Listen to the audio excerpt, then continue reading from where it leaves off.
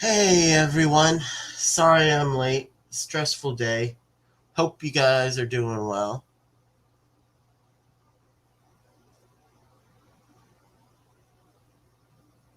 I didn't mess up the time, just a stressful day. Ugh.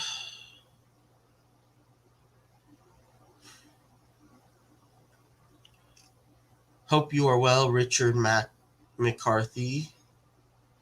Hello, Ian. Hope you both are doing well.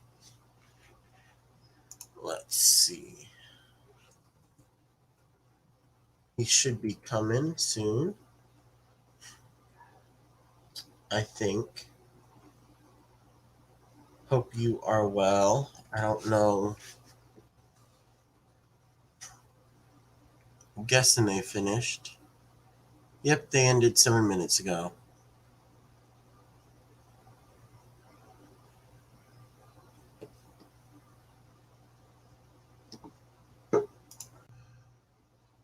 That's all right, Ryan. It happens. Hey, Wesche, how are you? Hello there. How are you, sir? I'm pretty good. Turning my television down so you don't hear all the background noise. Are you on your Ah, phone? I'm assuming. yeah. Oh yeah. Ah, I always stream from my phone. I thought so, but I wasn't sure. I tried to do a live stream from my computer. It was my Halloween Spooktacular 300 subscriber giveaway stream, and it did not go very well. And it's Wait, was not like that my like a week internet was ago? that.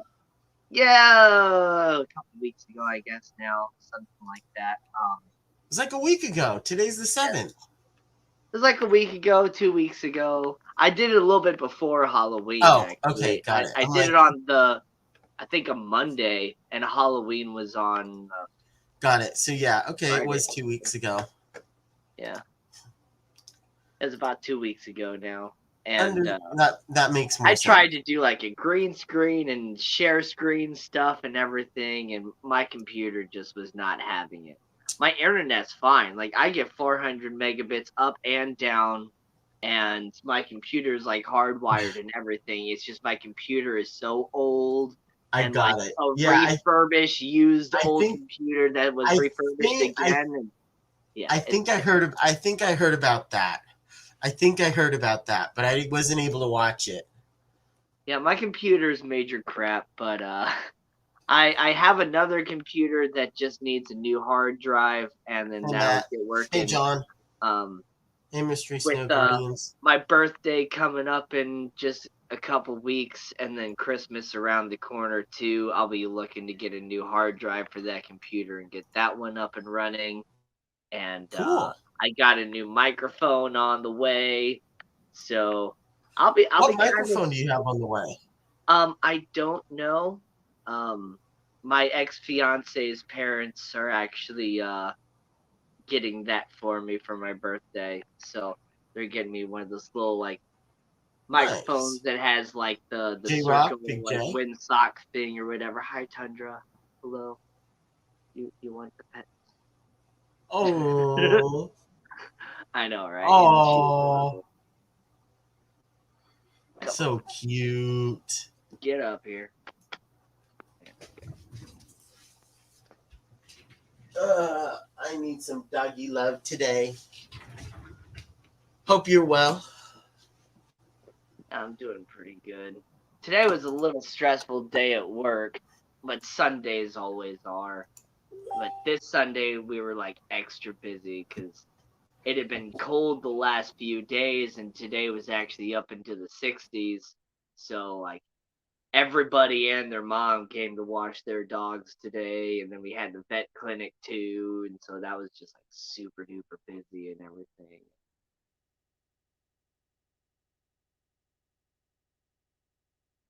I heard you had a bit of a stressful day too. How was your day?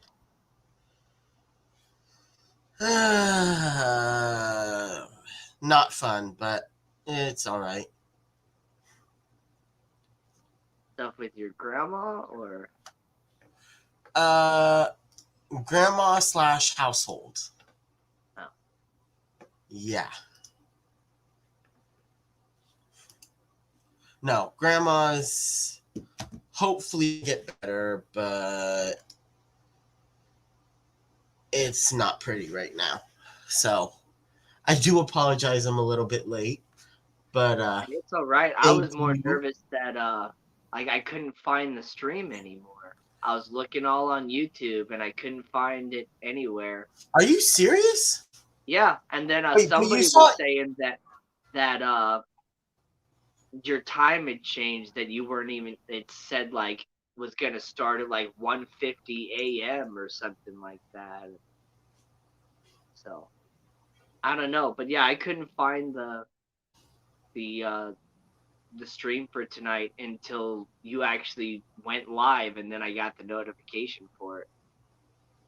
weird. Yeah, I don't know what happened. It was. Uh, Because I was gonna share the stream in the Danikin Aquatics stream. Be like, jump over to Kevin next, and the last 10 minutes of their live stream, I'm just like looking through YouTube trying to find it. I even searched your name and went right over to your actual channel. I couldn't find it there either, and it was just like, what yeah, is going on? I apologize. I don't know. That's really weird. I don't know. I haven't touched StreamYard since yesterday. Yeah, I'm and I pretty saw sure. it yesterday. I saw the link or the stream yesterday. Like you made a real nice thumbnail and everything. Like I was just really surprised that I couldn't find it. So I thought maybe it was just like me and like my YouTube app, but apparently, Ryan said that he couldn't find it either. So right now it shows. It looks like this broadcast was deleted on Facebook. Because my guess is it was too early or too late on Facebook, but I don't know why because I scheduled it for this time. Because I Yeah, always schedule my streams for right now, and if it was correct yesterday, I haven't touched it because I've been yeah, doing so much crap today. I haven't touched it. Hello, Jeremy. Hello, Adele. that's interesting. I don't know, but I gotta ask, Ryan, why did you change your name? Why did you go to your actual name and not Actually, Natural Aquariums? that's a good question. I didn't even realize that. That's a good question. Yeah, Ryan, why did you do that? Or is it something with like your Google account? Because I know when I was like trying to change my YouTube channel name a couple times, I was doing it from the wrong area, and I was actually changing like my Google account name. It's just like, well, I can't have it just automatically think that I'm some other like name or whatever, and so I just like that's one of the reasons why I kept my name so long. But apparently, if I actually change my name from the YouTube app or actually on like my computer and using like the YouTube Studio or something, it'll just change my YouTube name and not my entire Google account name. So apparently I was stupid because I didn't realize that. So I had well, it wasn't stupid, but it was frustrating, and I just said f with it. Um, but Streamyard, or not Streamyard, but YouTube. I was customizing YouTube because I was just customizing it, like my channel and everything YouTube settings. And one of the things that you can do is do a custom URL, Oh yeah, the custom URL. Yeah. but it's not custom because it gives you like three options of like different way. Hey George, different ways of putting things, I guess. Yeah. But it doesn't let you You don't, yeah, you customize. can't actually sit there and type in Hey, only whatever you Oscars. want, but It you gives you can. like your channel name, or it gives you youtube.com/ your channel name, and then you can put stuff after it, but you can't like do your channel name. And so the frustrating part for me was mine's Kevin's Canine and Aquatics, but it's the ampersand. If that makes sense. If that makes sense. Yeah. And it doesn't show up. The ampersand does not show up. Huh. So I was trying to figure out how to do it. F with it, but apparently after you do it, you can't change it, which I didn't realize after. I'm like, great. And that's another reason why I haven't changed mine yet either. Because if I change it to my personal name and then I change my YouTube name down the road, then everybody's going to be having to search for my personal name still, even though I would have come up with a cool YouTube name. So I don't know. I'm just not worried about that right now. I only got 308 subscribers anyway. Only. Yep. Only, he says, only. Well, you got more than I do. You got 315 or something like that. Not that much more. Don't let me in with you, Danny. How dare you? But yeah, I do understand, and I mean, I don't really even look like it's nice having it, but I don't even really look up channels, but with the URL. Yeah. Like I never use the custom URL. I never Yeah, I type it don't in. do that either. And then like also, if somebody does have like a custom URL, you can't like share their link in a fun sort of secretive way or whatever. Like I used to have fun like just kind of like cracking some jokes and I when I would remember share, that. I would share It wasn't Adele's all. link It and I'd be wasn't all like, that long. "Hello from the other side." And, It wasn't all that long, Danny. It really wasn't all that long. I guess it wasn't that long ago, but I haven't gone on like a super mod like link sharing thing in a while. But yeah, that's what I would do. I know. I appreciated it when you did that for me several times. It always sucked though when you couldn't get somebody to like actually click on the link because it would like fill in what the custom link was at the end. So that's what was always kind of fun is because people would be like, they would see the whatever I write and be like, what is that? Or really? And so then they click the link and then they find another YouTube channel and they're like, oh wow, yeah, that's a good joke or something like that. The 300 Club, yeah. All right. Well, I think we have enough people in here. Can you tell me a little bit about yourself, Danny? Well, let's see. I'm gonna be 32 in a couple weeks on November 18th.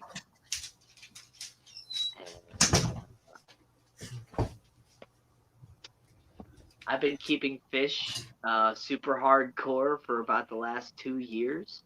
I've always had I had a fish tank when I was a kid, all the way until I moved out of my house, and my mom and dad still have the same fish tank. But I was never like super into fish when I was a kid. How long ago? Oh, like my entire life, we had a 29-gallon tank. Wait, but you said they still have that tank. Yeah, they still have the tank. Yeah, it's up. Yeah, it's still up and running and everything. The 29-gallon tank. They've moved, since from the house that I grew up in, but they moved to the tank with them and set it up in their dining room of their new house. I'm just surprised it's. Well, I guess it is an older tank, so it's built better, but still. My mom has a nice Blackbeard algae carpet, and it's like covering like a lot of stuff, and then she has a whole lot of really nice bacopa growing. So the bacopa that I have in my fish tanks actually came from my mother's tank, and she has, I believe it's a velvet wag platies, is what they're called, or no, that's a swordtail. Is a velvet wag.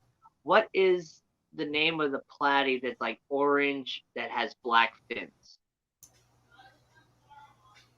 Wait, By the what? way, I don't remember what the name of the platy that's orange and has black fins, but that's what she has. She has orange and black fin, orange platies with black fins, and then she has black mollies, and she's got a couple dwarf frogs, and I think one neon tetra.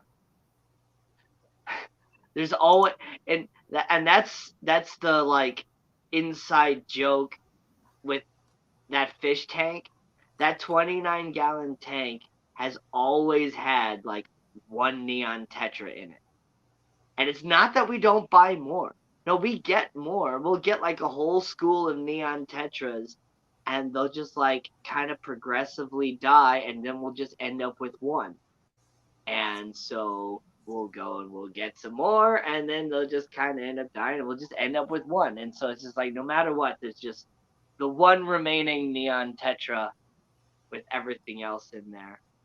Oh, And so yeah, I've always kept fish, but as I got into adulthood and kind of was moving out, I was in the army, um, and I was like going to college and some different stuff too, and living with a couple different people in like apartment setups and different things like that. And I did, get engaged for a while, and we had broken up, and she ended up like dying of a heart attack a couple months later. And so that's why I was saying like I got a gift from my ex fiance's parents, because like I still hang out with them like all the time. They're basically my parents in laws. Like me and their daughter like broke up over really kind of stupid reasons because of finances and things like that. got it. So it was really hard when she died, but it's been I got it. gosh, So, 5 years now. yeah, I was And curious. I'm like, that seems odd. yeah, 5 years on October 15th. October 15th was Oh, the wow. anniversary of her heart attack. And So it was right. Oh my god. yeah, yeah, like right before I hit my 300 subscribers and all that stuff too. Like, yeah, I've been going through some crap here over the last couple months, but I've been doing a pretty good job of getting through it. And like I said, it's been 5 years now, and I mean that sort of stuff always kind of sticks with you. But AMFG. I mean, I guess I'm moving on as best as I can. I'm still Yeah, trying to date, even though like I absolutely hate the dating scene in today's world. It's just complete garbage. Um, no matter what side you're on, it's just complete garbage in today's dating scene. And so I'm just not even really worried about that at all. I'm just living my own life and enjoying all my different animals and stuff. So yeah, I'm up to 18 fish tanks now. I got two other ones that I can set up here soon. I'm Um, jealous, Danny. I also have an indoor pond. I have an outdoor pond. Ooh, I got two parakeets. I got Tundra here, and there's my little kitty cat. And I also have a golden gecko named Randall. cool. I've had a lot of other pets and stuff in the past too. I've had tarantulas. I had a step runner, which is another type of lizard that is native to the Ukraine. And gosh, I had cats growing up, and guinea pigs and hamsters, and had pretty much every little sort of thing you can think of, except for the more expensive pets like the ferrets and chinchillas and stuff like that. But it wasn't until gosh, a couple months ago, well, maybe close to like 6 months ago now, that I rescued a parakeet, and now I have two parakeets. And I've never had birds as pets until now, and I just think they're incredible little creatures, super duper smart. Like, if you think cats and dogs are smart, like birds are way smarter. and like They are pretty smart. they're super smart, and that can make the bonding kind of more difficult too, because you might do something that you have no idea you even did something wrong, but they'll like remember it for a while, and they'll take a little bit for you to kind of work them back out of that. Like when the first time like I let like Lazuli out to kind of fly around in my apartment, and apartment. Wow, no, I own a house. I can't believe I said apartment. I got so used to living in apartments. But yeah, I let him out to fly around in the living room here, and he was kind of like getting up to my face, and so I kind of just like put my hand up to like block my face, and I didn't like smack him hard or anything like that at all, but I definitely like kind of touched him while he was kind of flying around, and then he just kind of flew back, and he was kind of mad at me for a few days. So he held a grudge. Is that what you're saying? A little bit, but it's like he's all Yeah. good now, and now he flies up to me, but now he's gotten so used to just like cuddling up with my nose that he just like demands my face all the time. He won't sit on my shoulder for very long. Anytime he's on my hand and I pull him away, he's just like leaning forward, just trying to get up to my face. I think, and I've seen plenty of videos of parakeets that really like people's noses. So I think it's kind of the shape of our nose and stuff that it just kind of reminds them of the head of a parakeet or something like that. So they like to cuddle up to your nose. Yeah, birds Oh, definitely hold grudges. Uh, corvids, like which are ravens and magpies and stuff like that, they can hold grudges for a good long time, and they recognize faces. So if you ever like hit a crow with your car or something like that, like you can have a whole flock of ravens or crows that are just like, yeah, we're just gonna follow your car around and we're just that's gonna a poop frightening all thought. over it. That's a nice thought. Yep, Having a bunch of ravens following you right. Have a murderer out, raven just following you, out for pooping all revenge. over. Yeah. So I mean, think about that next time you go out and mess with birds. Yeah, kidding. Wow, that's insane. I did not realize that. That's something new. So I think you mentioned you've been keeping him hardcore. You said hardcore for 2 years. How long have you been keeping him for? Well, like I kind of said, I've been keeping fish my entire life, but when I was a kid, like I wasn't super into fish. We had a fish tank, and it was already a community. It was always a community style tank. I had the first fish that I ever picked out when I was a kid. It was a red-tailed shark, and I called him Batman because I wasn't educated enough on how Marvel was much better than DC at the time. So I Okay, called but him you Batman, okay? Good. and man, Batman was an awesome fish, and I loved watching him swim around the tank, and it was so cool having a shark, as a little boy, and uh, I mean, like I said, I liked fish, but then also it was just like it was a little boring to me because we always had the same decorations. It was always the same tank. It was always the same type of fish. My brother was much more into fish when we were kids than I was. He got guppies, and man, like my brother was breeding guppies like people in the hobby are breeding guppies now. Like he bought mutt guppies, and he was selectively choosing different colors and patterns and all that stuff, to where he was starting to, after like 2 or 3 generations, he was producing specific types of guppies and selling them to people and giving them away and stuff like that too. And it was really cool, thinking, back. it's like I didn't do any of that stuff, but my brother did. But since I was moving around with apartments and things like that, like I never really thought about setting up a fish tank. I never felt Like you were in one place for long enough. right. I never felt stable enough to set up something as, There's the word. permanent as a fish tank. Yeah, that makes Um, sense. even though now I understand fish tanks aren't as permanent Poor cat. as you really think they are. You can always change them. You can always take them down and do stuff to them. But I never really set up a fish tank.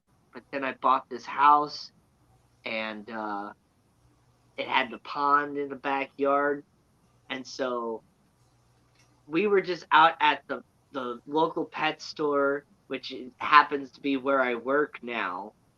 And we were just getting some like cat food and dog food. Me and my roommate at the time. I had a roommate like the first 6 months that I bought the house. He kind of helped me get going. I kind of, helped him have some place to stay pretty darn cheap until he could, get himself somewhere. And so he had a dog, and I still have my cat and all that. And Yeah. so we were up there just getting stuff, checking it out, and we saw that they had this really awesome fish section. And Roman said that he always wanted pet Oscars, and I always thought Oscars were cool, but Oscars get huge, and Yeah. different things. And they had some koi there, and I bought this house in September, so this is like October that we're checking out this pet store, and it was, so there's koi there, and so like, yeah, I'm gonna get some koi and I'm gonna put them in the pond. I was ignorant. I didn't really know any better, and the pet store lady said, "Oh yeah, they'll be fine over winter." So I'm like, cool, yeah. So I bought 3 little koi, and I guess they didn't do too well. It was. I know one was named Richard. Don't remember what I named the other 2, but I named all 3 of them, and I put them out in the pond, and man, they were so cool. And then the next day, I wake up, and one of them was gone, floating at the top. I'm like, oh no, what's going on? Oh no. And so, being the ignorant fish keeper that I was, my first instinct was the temperature and the water was just not good. So I had a 10-gallon tank from keeping my tarantula in the past here. So I grabbed the 10-gallon and I fill it up with water. I dechlorinate the water because I know I had to do that. And I put a little air stone in there because I remembered from when I was a kid that fish had to have moving water. It can't just be stagnant. So then I catch the other 2 koi and I put them in this little bitty 10-gallon. I mean, these koi are, small. Like, they would have been fine in the 10-gallon if it had been established, but it was not established at all. Within the next day, both of those guys were gone, and I was devastated. I didn't know what I did, what was wrong, anything like that. So I hopped onto YouTube, and the rest is history. Like, I just started buying all these fish tanks and getting all these different fish, and I got a betta, and it was really a betta fish was like the first like real fish that I got in my adult life that I actually kind of understood what I was doing and was started giving it the proper care. I set up a decent sized tank for it. I put actual plants in there and all that, even though I did have my nice Viking ship right there in the middle of it too. But yeah, I had some Java fern and I had some Anubias, and being the ignorant fish keeper I was, I buried that Anubias right there in the substrate and completely killed it. The Java fern, surprisingly, grew very well out of the substrate. Now I had red and black gravel, so it wasn't like Red and aquatic black. substrate. Interesting. Yeah, red and black gravel just mixed up. I bought one bag of red and one bag of black because red and black is my favorite color combination. Red is my favorite color, even though I say black is actually my favorite color. But some people say black is not a color. Black is the absence of colors. But that's only when you're talking in the light spectrum, not in I always colors of thought it was. pigmentation. I always thought it was every color.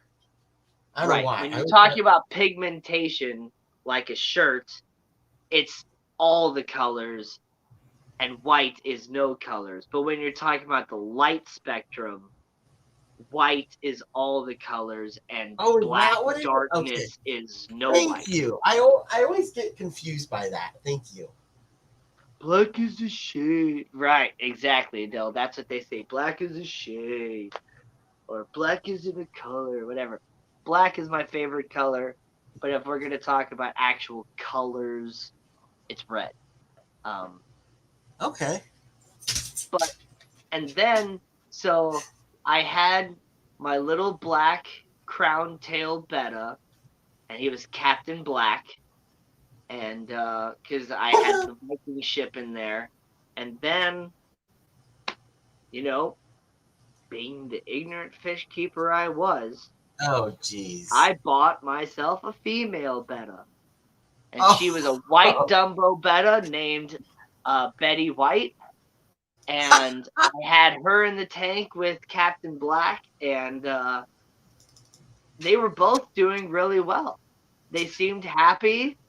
Betty White was super curious. I have a couple old videos that I had posted on Facebook before I deleted my Facebook of like her like coming around the plant and kind of looking at me through the glass and stuff. I was just like, wow, like I had no idea fish could be like so curious and intelligent and all that. And so Hey, that's thanks, Fender. it was Betty White that like really made me like start to like look at fish way differently than I had ever looked at fish before.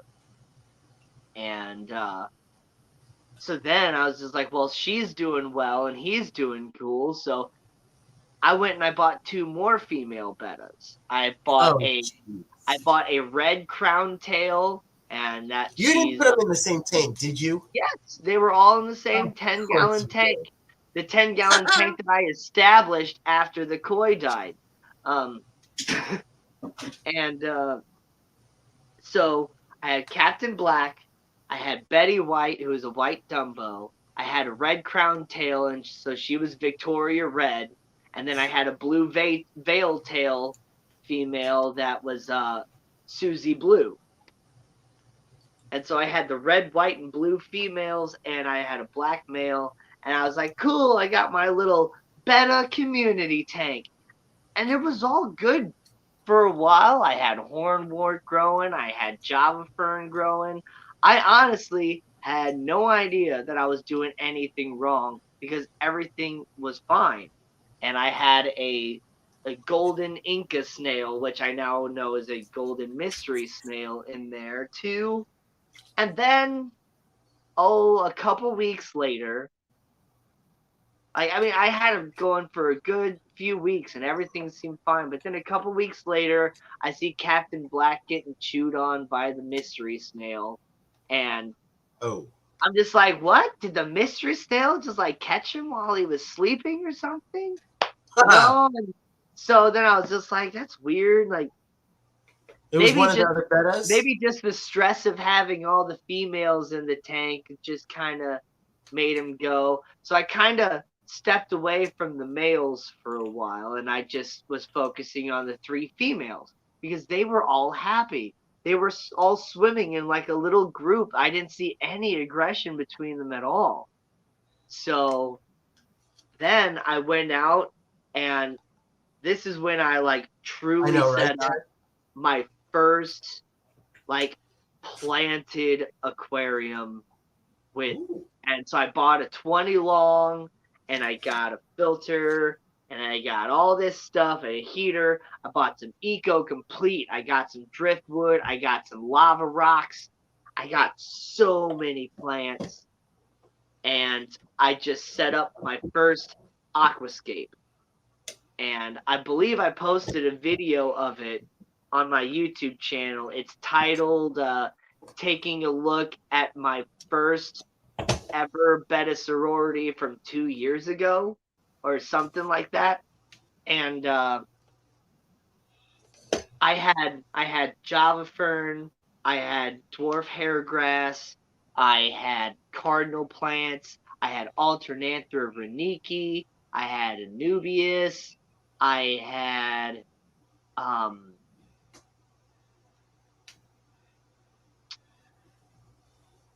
I had a Dwarf Lily,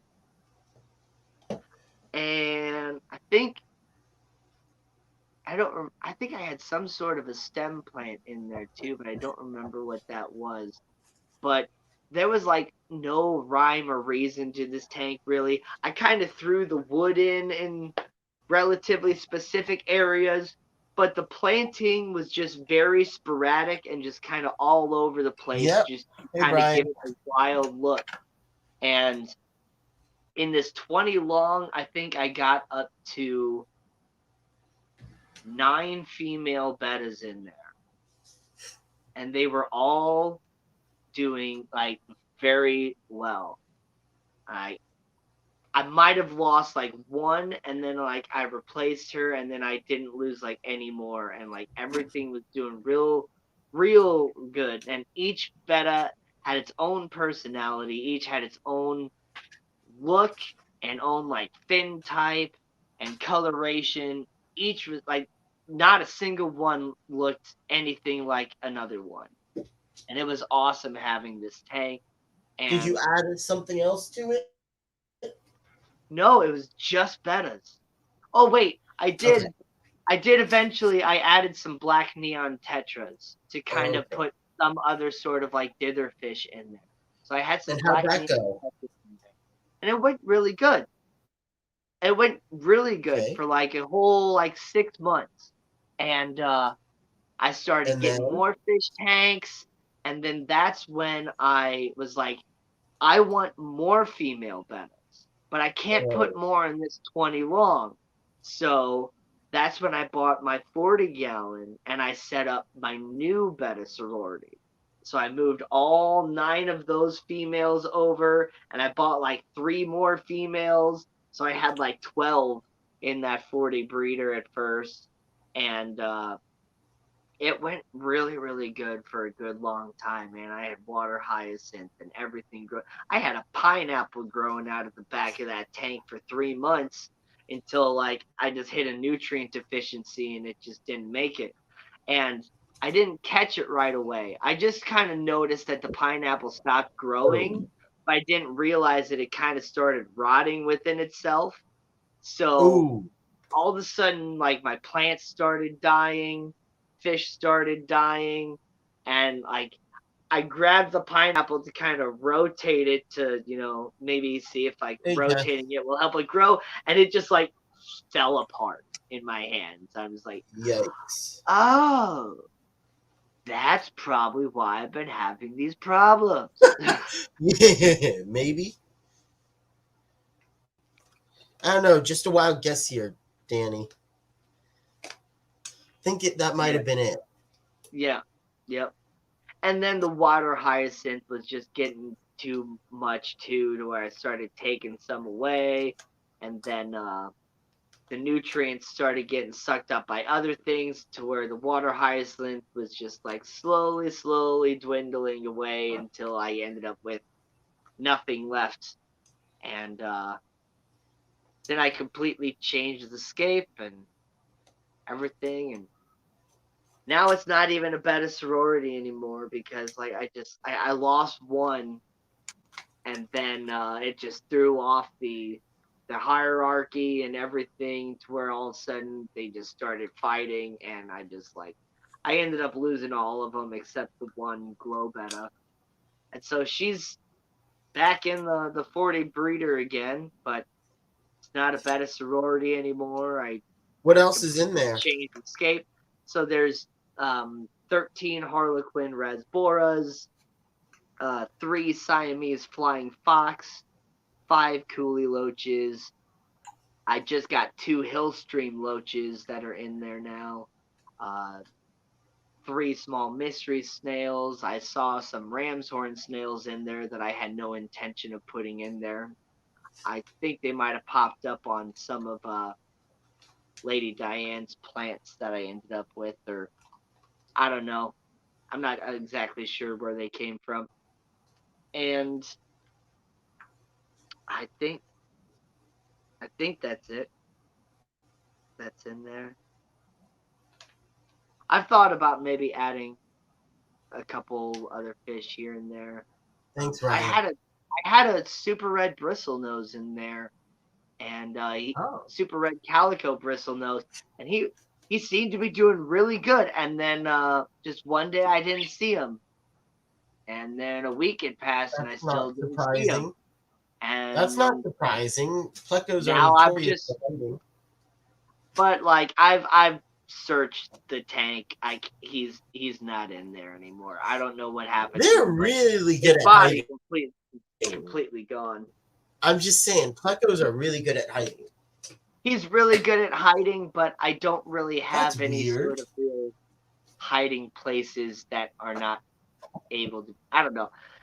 I would have found him when I drained my tank like super low when I added my moss and my Bobitus burn onto the Understood. wood, and he wasn't in there. Oh. Okay, Fish Dreams wants you to play the duckweed dance, but Fish Dreams, here's the thing. I'm just gonna be honest. I don't mind that people play my song. I think it's Hey, great. Jeffrey. But when it really comes down to it, when you play the song through StreamYard from YouTube and all this other stuff onto YouTube, it just sounds like crap. It messes with the mixing and the levels, and sometimes it's quiet and then it goes back up, and the timing of the video to the audio is just off. You don't really get it for what it is. And like I believe even it was a Bigfoot fish tank said he couldn't even hear the didgeridoo at the end. And it's just like you can definitely hear the didgeridoo at the end. I intentionally had to make the didgeridoo quieter because it was just overpowering everything. Oh. But yeah, if you watch the actual video from my channel, it's much better. You get the full experience on how it was supposed to be intended. And it doesn't really mess with my analytics, Adele, unless you stop it and start it and stop it and start it and like have to keep restarting it like Stephen P did. Wait, why? He couldn't get it to work and the audio and different stuff, and it's mainly that Stephen P is working with so many different things with OBS and all that stuff that it didn't come through very well. But I usually it use doesn't OBS. really mess with the analytics as much as like, yeah, when you play it on a live stream and there's 20 people watching it at once, it still only counts as one view, but it's not like it's necessarily stopping the 20 people from just going and watching the video. And hey, if everybody just wanted to leave the live stream to go watch the video, I don't care. Do it. I enjoy the song too. I mean, I recorded it and I had to listen to it like 50 times just to finish the Danny, dang music video, but I've already listened to it like 5 times myself. So. Okay, but Danny, how do you do that? Because I hate listening to my own voice. I don't like listening to my own voice. I don't I'm know. sorry, but I can't stand like I can't edit audio because I don't like listening to my own voice. So of course it's always gonna sound bad. I don't know. Period. Some people might think I'm like narcissistic or something like that, but it's not that. I can I mean, I understand that I sing on pitch, and so it's not like I have to listen to myself sing out of tune. And then I can just kind of tune it out that it's me and just like kind of just like stop criticizing it and just hear it for what it is. Yeah, but I don't know. For me, it's really hard not to criticize it and to listen to it so many times. I'd be like, okay, yeah, no, this doesn't sound good. This doesn't sound good. Just because it's my own voice, and I'm like, uh, to me, that seems like it would be very difficult to do. I don't know. I'm glad you can do it. I'd have a really tough time doing that. That's all I'm gonna say. Yeah. But I mean, So yeah. If I was like if I do something bad, like I can't hear that. Like honestly, I can't listen to Glass Box Hero anymore because I completely screwed up the second chorus. oh And every time I hear it, it's just like, there I go again, messing up timing and all. But I yeah, am but a bit of you a know, perfectionist. Like, unless you mention it, Danny, nobody would know. yeah, Because again, you're your own worst critic. yeah, Back to my point, you're your own worst critic. So right. just And because that's you why I never like, even put out music before until these like 3 songs. yeah, But I've been doing music my entire life. Like I learned how to read music before I learned how to read books. I was playing recorder and piano before I even like actually remember having like those are some of my first memories is having instruments in my hands or playing on a piano. And I got a pawn shop saxophone when I was 9 years old and I started learning how to play that. And then I convinced my parents to get me an electric guitar little set for like $200. It was an electric guitar, a little mini amplifier, some headphones kind of like these so I wouldn't annoy everybody else, I'm with and you, like fish dreams. a little like scale book or something like that that just all came in like a set. And I looked at the scale book for a little bit and I just basically threw it away. I'm like, I don't want to learn scales. I just want to start learning songs. So I just started, playing some stuff by ear. And I So think I you were looked also, up so you were self-taught. on guitar, yes. And pretty much every instrument as far as the rock band stuff goes, drum set, bass, Okay. guitar, synthesizer, stuff like that. Self-taught didgeridoo. My brother got me that thing for Christmas last year, Ah. and I'm already putting it in my songs. So Um, so that's what? oh, that's awesome. I love that's really cool. So I was gonna say, so you have okay, you have a didgeridoo. What Yeah, made you want what made you want to play? I'm just curious because I think it's Australian, isn't it?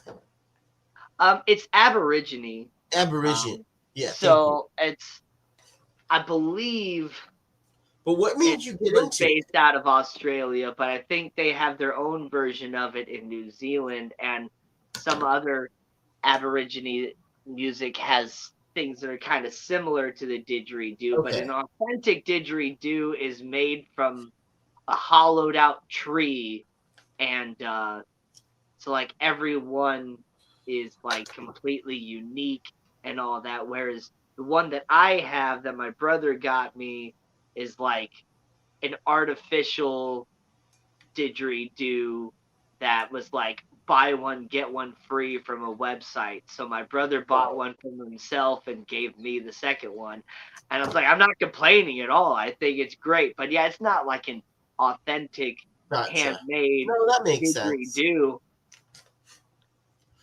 But Understood. I was just it did curious. come with like some extra wax and stuff for you to like So it was form your the mouthpiece around so it like was your your brother. actual face shape. So it was your brother. Got it. I was like, that seems odd. A didgeridoo. I like it, but that seems odd that that's what. Huh. Okay, that makes total sense now. Yeah. So what? So I'm just curious. What is your favorite fish species or aquatic animal?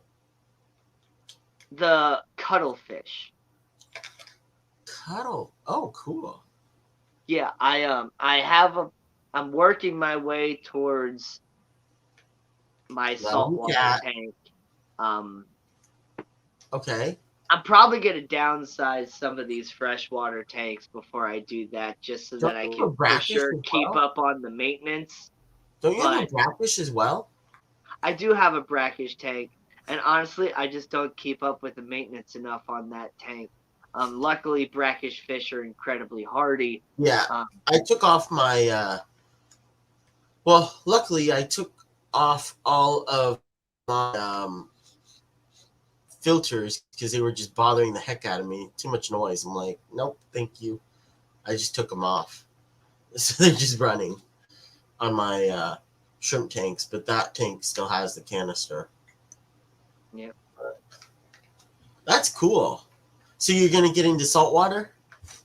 Eventually, like I said, I'm accumulating different saltwater supplies. So at the ACA, um, was when I got my first saltwater thing, which it's not necessarily saltwater, but I'm going What to is use it? it as saltwater. So there was a silent auction going on, and Yes. the guy from Seachay, who's a really cool guy, the guy from Seachay had brought this. It's like a wave switch to where you can connect it to two different wave pumps and like have the audio like the control of both of them in one thing, and so Huh. you can set the right sort of waves between your pumps or Interesting. and or the wave makers. And so there's a silent auction for that. The CJ guy, after talking to him about how I won it for $1, said that the retail value of that was $100. So I saved $99 and shipping. But Nice. nobody bid on it. It just kind of sat there on the table, and so I've just kind of worked my way over and just put $1 and then just kind of put it back down and just kind of walked away, and nobody Yeah, else bid on it. I usually do. I usually look for those kinds of things at like the very end of the auctions, if I can. Yep. So I have that. Like And right before they pick up the sheets, or right as they're picking up the sheets. That's what I usually try and do. yeah.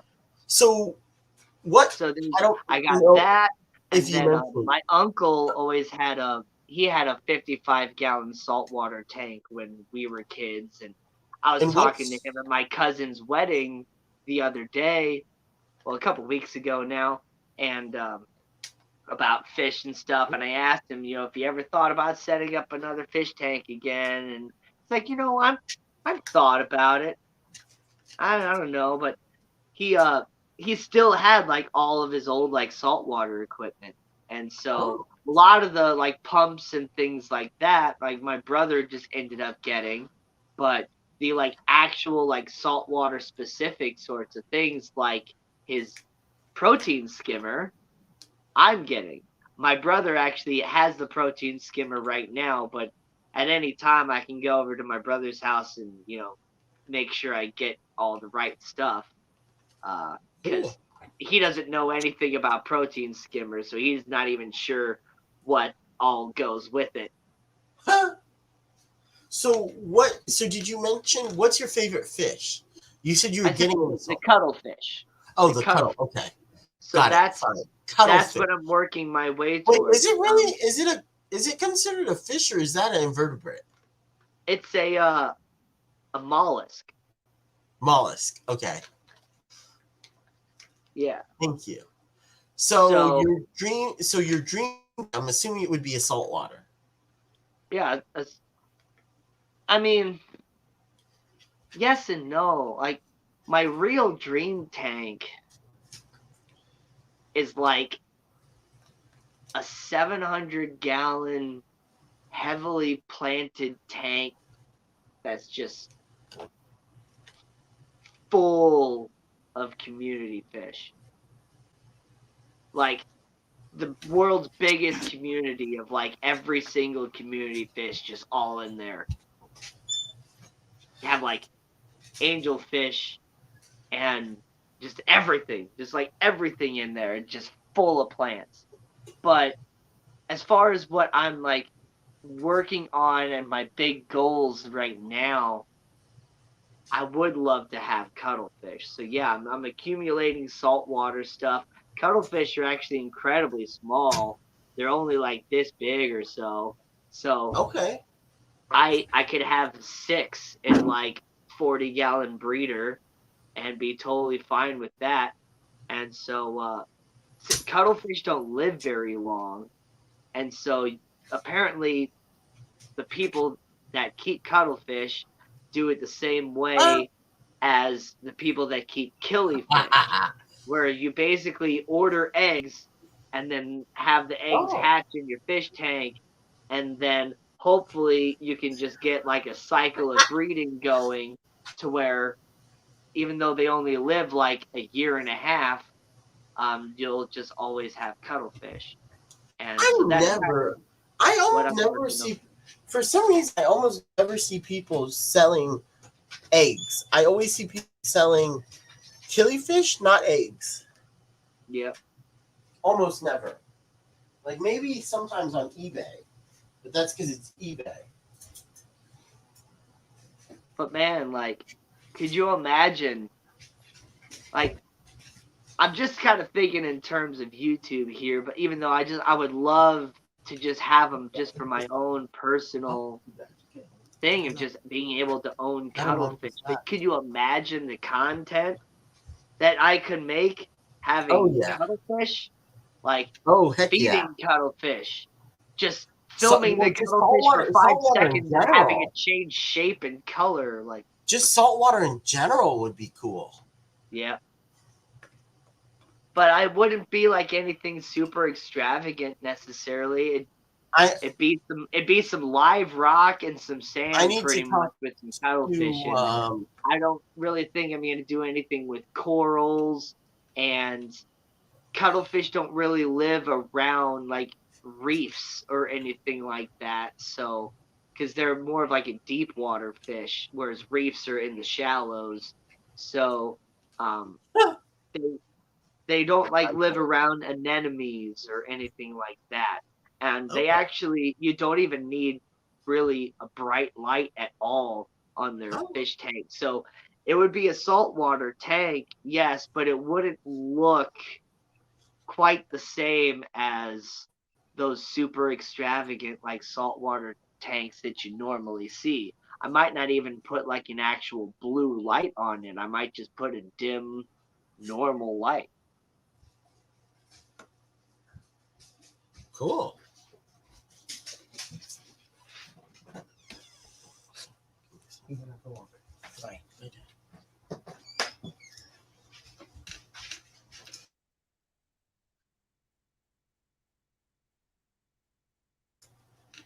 Okay, let me see. Already got to that. Okay, so besides the birds, what else do you keep? I said I got my golden gecko Randall. Okay. Oh yeah. Okay. Gecko. Yeah, I built that vivarium for him, and everything seems to be establishing fairly well. So probably in the next few weeks or so, I'll actually film myself, putting him into there and seeing what he thinks about it. I like my crabs. I just got those. I made the small paludarium for them. That was fun. Can you hear me okay? Yeah. Okay. I was just kind of reading chat. Adele was talking about cuttlefish and stuff. I haven't really been looking at chat super What other hardcore because I've just so been ranting so much. what other hobbies do you have? Well, Hey Dee Dee. a lot of my other hobbies have kind of gone on the back burner here recently because I've been putting so much effort into fish. I Okay. don't. It was James with Fish Room Fever that Yeah. kind of talked about how and I kind of uh uh I enjoyed meeting him at Dallas. I I I empathize with what he said about like getting super hardcore into hobbies and how like my hobbies can kind of change Yeah. sometimes. I mean, I don't think I'm ever going to get away from fish or anything like that, or definitely not animal keeping. I've always loved keeping animals, but like I there's have a like time that I was super hardcore into I making think I've mead. had like 6 hobbies where I just go like hardcore into it, and then after like 2 year or two, I'm like I just burn or I go on to the next one. Like I Yeah, did bookbinding. I've been doing aquariums for like 3 or 4 years, so this has actually been the longest. But aquariums, bookbinding, Copic markers, pencil work. bookbinding. I've seen What? some really interesting videos of people rebinding books and making their own like covers and leather work and all that stuff. It's really Okay, cool. so I do my own book buying. So I make my own books, or some. So I have actually I made a few, and I have them up here. Um, but what I usually use is I have a bunch of paper up here, which I don't want to fall. So I have a bunch of different um, board, like cork. I guess it's cork board. I don't know, just board, like a Yeah. cardboard Yeah. for the book backs and For the fronts of cover, books yeah. for the covers. And then I have pieces. I have what they call signatures. Yeah. So each of these are one signature. Usually it's about 4 pieces. One signature, 2 signatures, 3 signatures, 4 signatures, 5, 6. So they're just four folded pieces of paper, and that's the signatures. And then you make something kind of like this at the end. Yeah.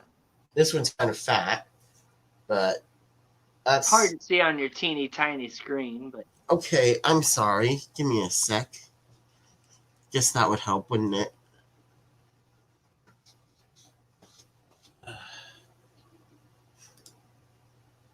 Okay, is that better? yeah. Let's see. So these are each signatures. So there's 4 pieces of folded paper. So you just fold the piece of paper, you cut it to the size you want, and then you fold it, and then usually you punch holes in it with Yeah. So you can actually sew it all together. yeah. So I have something that I use that actually works pretty well. In that just and it automatically has where the holes are instead of having to like measure each of them. I don't have Yeah. it right now. Of course I don't. It's probably out in the shed. But you use that because you don't. I don't like measuring, and then I have this to score the paper so that I can fold it easier. So I have a bone folder. I have like a bone folder, and then I score the paper. fold it in half, and then I make signatures like this. Yeah.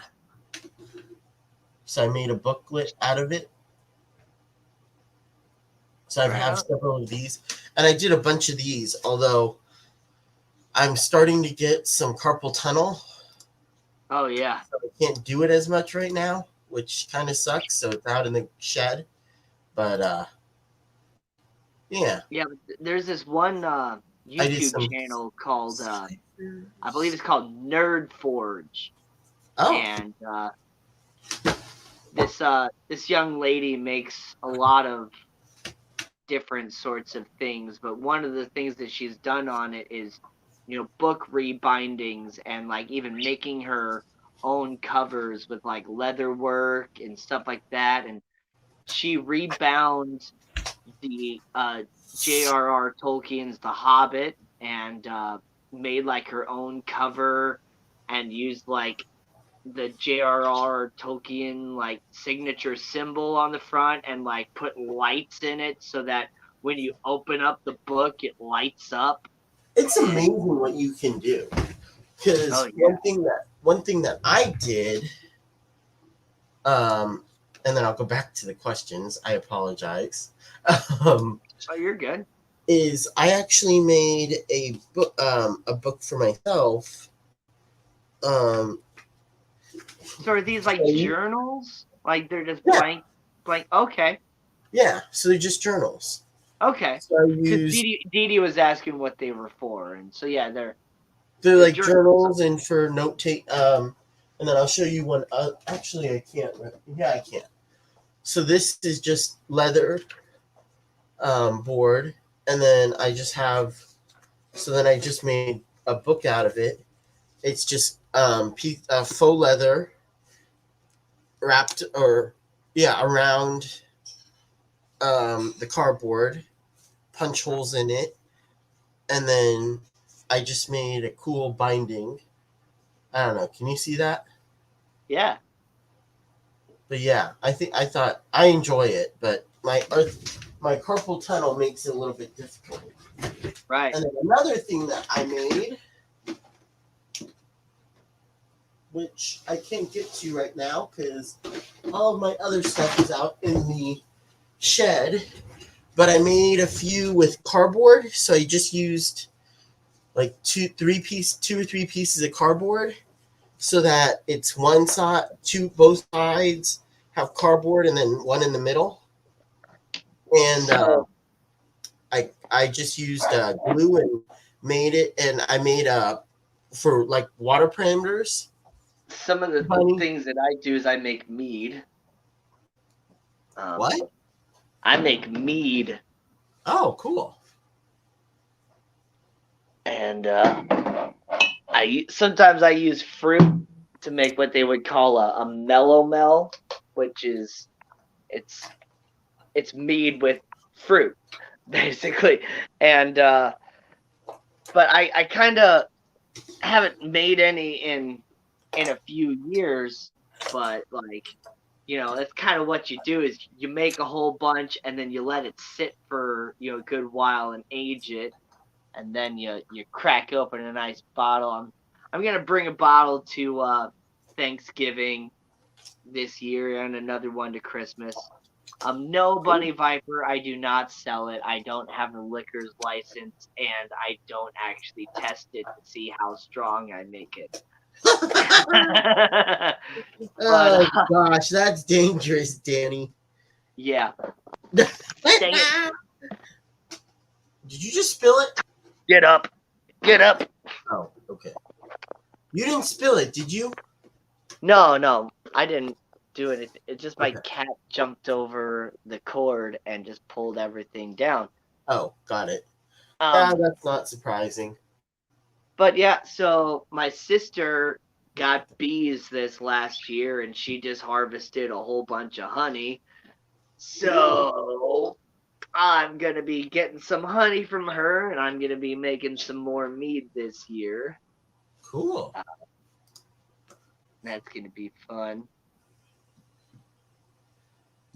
Yeah, making mead is awesome. That's a fun little hobby. And the first couple I made were crap. Like, not even gonna lie. But But that's a fun after hobby. about the That's a fifth hobby. one, I found myself a nice little system that was actually working. And Well, yeah, that's it's fun, and it's definitely different, because you hear people, making their own beer, and you hear people making their own wine. good. Yeah. And it's like I'm basically doing a combination of the two, but using honey instead of a whole bunch of sugar. So my version's a lot better for you, even though I mean alcohol's not really good for you. I mean, a glass of red wine isn't necessarily bad for you, though, either. Isn't that right, GRB? But, yeah, it's kind of fun because it's back to, like, my Viking Nordic roots and stuff like that. And then, I don't know, it's just different and delicious. You can't really find mead anywhere. So, there there was a little bit of my you know business mentality at first going into it, where I was like, if I can get really good at making meat, then I can start selling it, and then I can form my own business. I mean, who else do you know is making meat out there? But I mean, I eventually just kind of got a little bored with like doing it super hardcore, and also I wanted to actually let them age a while before I really sat down and enjoyed it. It's not bad till you spill it on your laptop.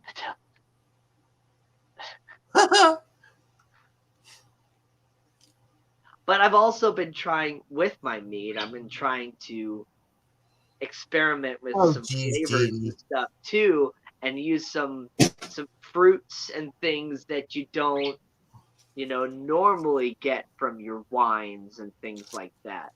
So I've been Cool. avoiding grapes, and I've been avoiding strawberries and things like that. But I found black currants, and Why I no found strawberries? because everybody knows strawberries. Everybody, you can Okay. find strawberry wine at any Walgreens. Yeah, all right, I'll give you that. So I found black currants, and I found uh, Cool. I did do some stuff with some blueberries and raspberries. Like but I also made like a What kind pomegranate one, guys? and I made one using dragon fruit, and I made one using star fruit, and I've just been trying some different kind of exotic fruits, using it as a way to just try different things myself, because I had never had dragon fruit before until I bought it to make mead. Cool, Ivy. And I might try peaches someday. Some peach mead, that would actually be pretty good. My sister has a plum tree, so I could probably make some plum mead.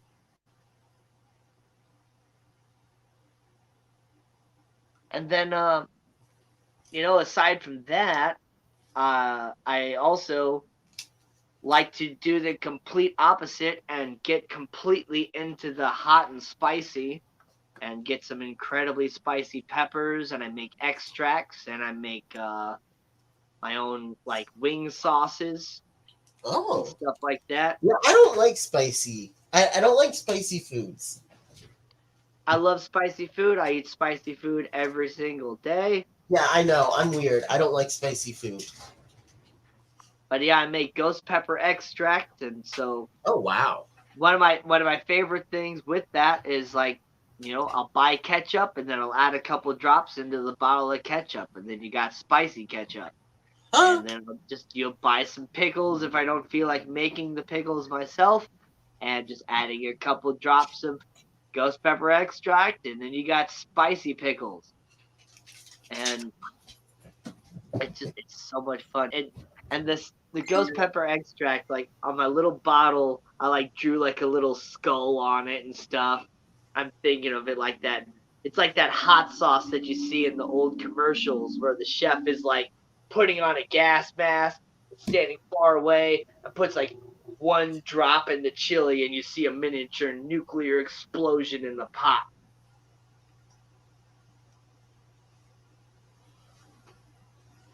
That's cool though. Yeah, I love that. But I did have a friend of mine that was like, dude, you got to let me try it. I'm like, Huh? what? He's like, I want to try it. They're like, you say you want me to put like a drop on your tongue or something like that? He's like, yeah. I'm like, no. And Yeah, I if I think ever do, I'm not liable for your hospital bills. I think my dad had a coworker who would ask everybody um, to get like hot sauces for him because he loved hot sauces, and so they found one ghost. I think it was a ghost pepper, or something like that, and he had it or he tried it, and he had to run his mouth under a under the sink for like That makes it worse. 2 or 3 hours. Water just spreads it around and makes it worse.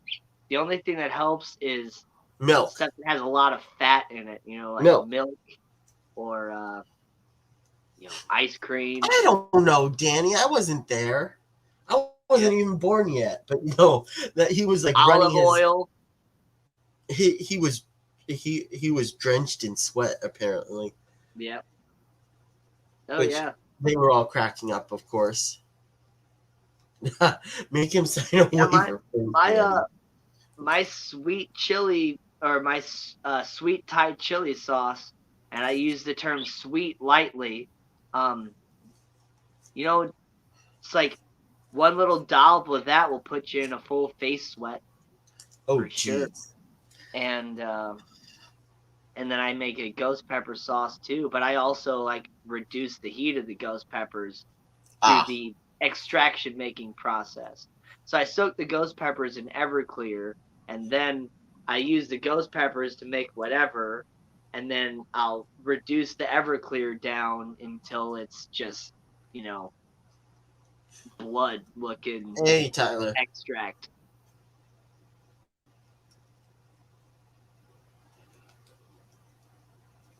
Yeah, I'm hanging in there, Tyler. Um.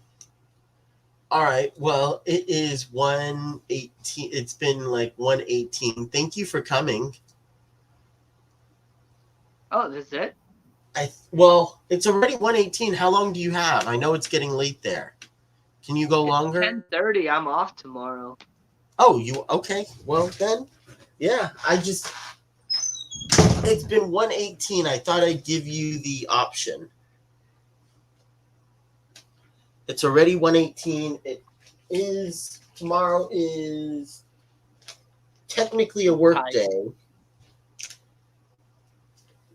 if I'm not mistaken. I think tomorrow's a work day.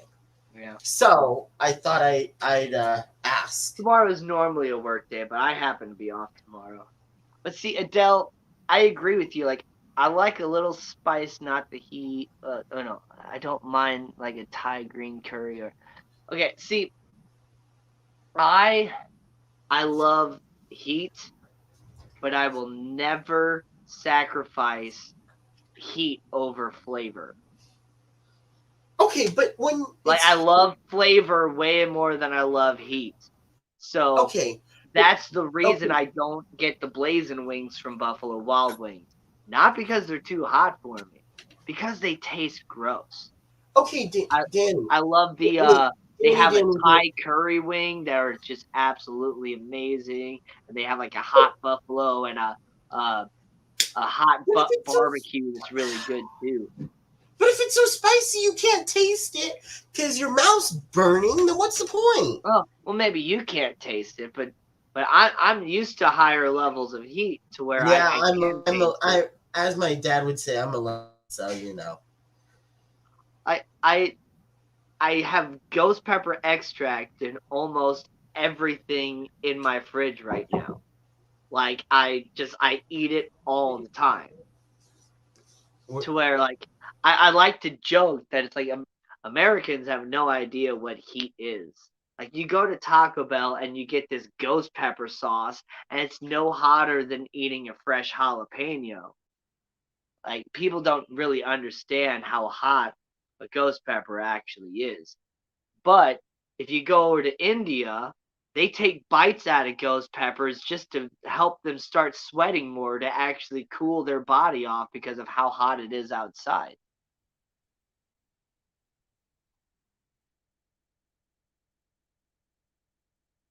Lip goes numb. I've never had my lips go numb. Really?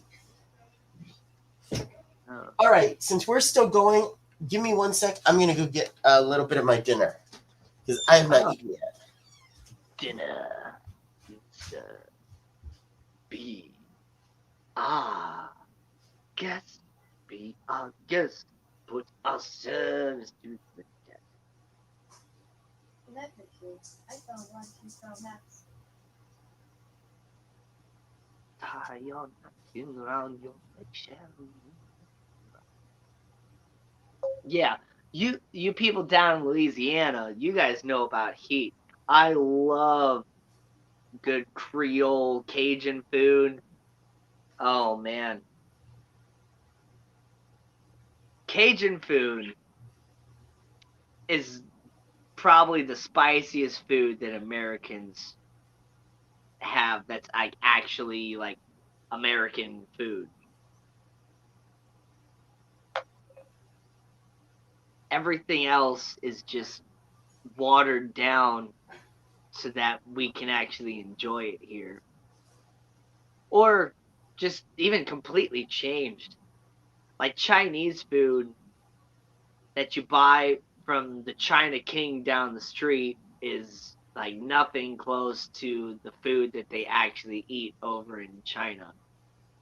You get your orange chicken plate and you get like a pile of chicken this big and like a little bit of vegetables, where if they eat orange chicken over there, which they probably never ever actually do, they have like a teeny tiny bit of chicken and a big old pile of vegetables, and they're eating, plants that we don't even think about eating over here. They're eating bamboo shoots, they're eating baby corn, they're eating all these different roots and shoots and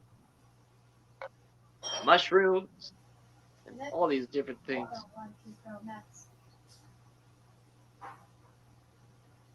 And then they're also eating like octopus and pig vagina and other sorts of really weird things too.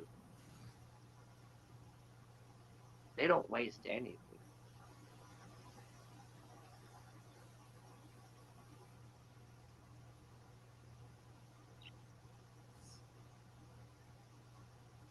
I hear a woman's voice in the background.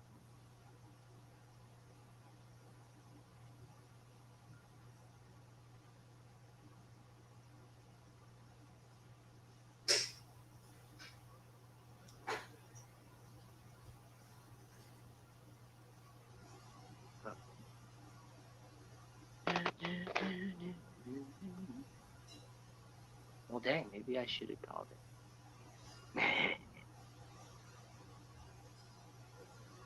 I don't like sriracha sauce. It's got a weird tanginess to it that I just don't like.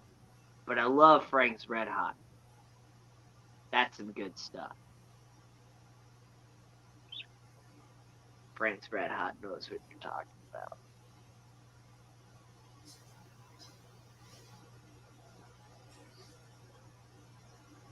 It's just a good old normal Kevin stream, Kevin lurking.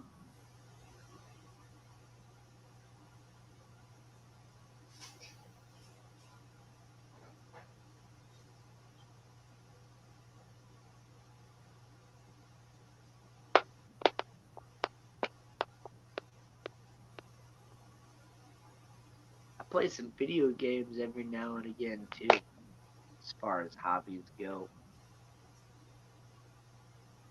I haven't been into a lot of the video games I used to be into.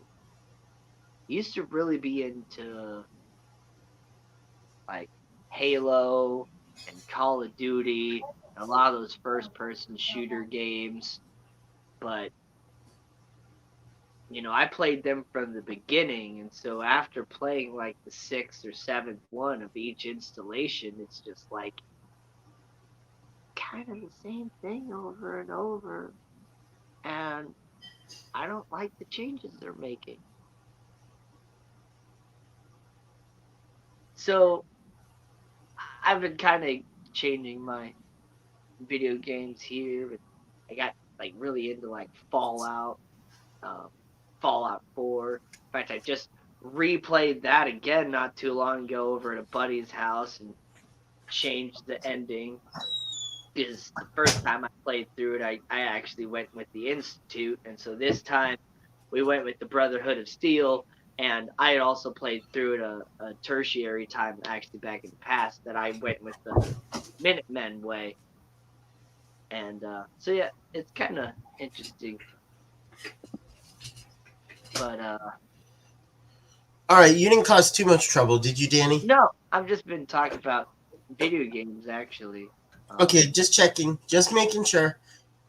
Yeah, as far as the video games that are out right Hey, now, fish. I'm not really Hey, playing fishy biz. anything. But I know there's some really good games that are coming out here in the near future, probably about this same time next year. That's the near future. Well, in video game terms, it Hey, is. Sherry. But Hey, I know Holly. there's another Elder Scrolls game coming out that I'm really excited about. I believe they're making another Fallout game, which would be cool. But even aside from that, Bethesda, the company that makes Skyrim and Fallout and all that, they're expanding into a whole nother new game called Starfield, where it's going to be set in space and all that. So that's going to be awesome.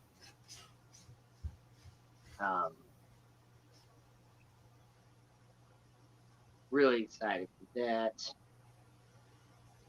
I'm really hoping that they come out with a good Star Wars game in the near future too. A lot of the latest games I just haven't really enjoyed. The one that came out more recently, was it Jedi Knight Fallen Order? That one was decent. I did play it all the way through, but I'm not a huge fan of like the sword play type games where you have to like specifically like parry and do like very specific button combos to get everything to just even work. Like those games are far too difficult for what I want to. I'm much more of like a story based game and like more of a button masher type of guy. To where like I like the old like Jedi Knight Jedi Academy game.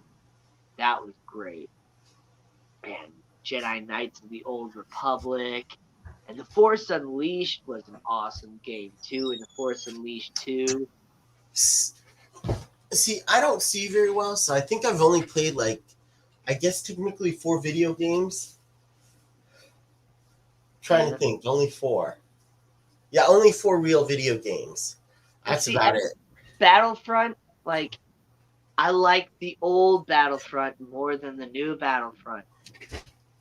I like the old space battles, and getting to land on the enemy carrier and like destroying the ship from the inside while keeping yourself alive and all of that. Like, I love that, and you don't get that on the new ones. And back on the old ones, you had to earn that hero. Now you can just like pick play as heroes and different stuff. Yeah. Okay. They combine like the space battles and the land battles together the same way that Battlefield does. Which Okay. I liked Battlefield. It was cool to be able to drive a tank, fly a helicopter, fly a plane, or be a land battle all in one massive map. But So I I'm gonna liked ask. Battlefront for what it was, and I think it's cool that a lot of video games kind of play off of each other. But I also don't like it because I used to play Halo because Halo was different than Call of Duty. And I used to play Call of Duty because it was different than Halo.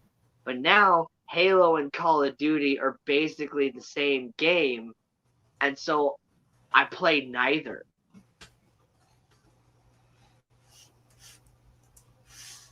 Okay, Ryan. I don't know if I'd call that necessarily that much There of you a go, video. Ian.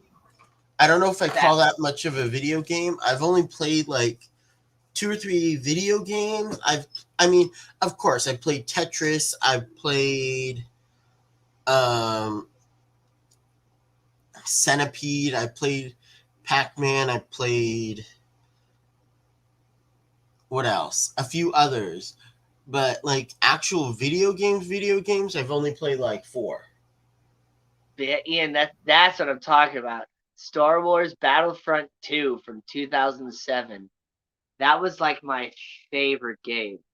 Me and my brother would play that game like crazy.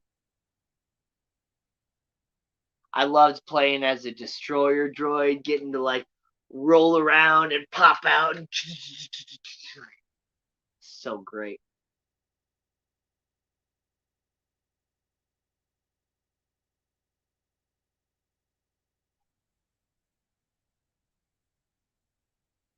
We can all agree that World of Warships is trash, right? I I like World of Warships over World of Tanks, but if I were to play any of those games, I'd be playing World of Warplanes because I like aerial battles the most. Bye, Kevin. So here we are in a world without Kevin's canines and aquatics. Oh, Guitar Hero. Now see, that's where I really get down, is on the music games.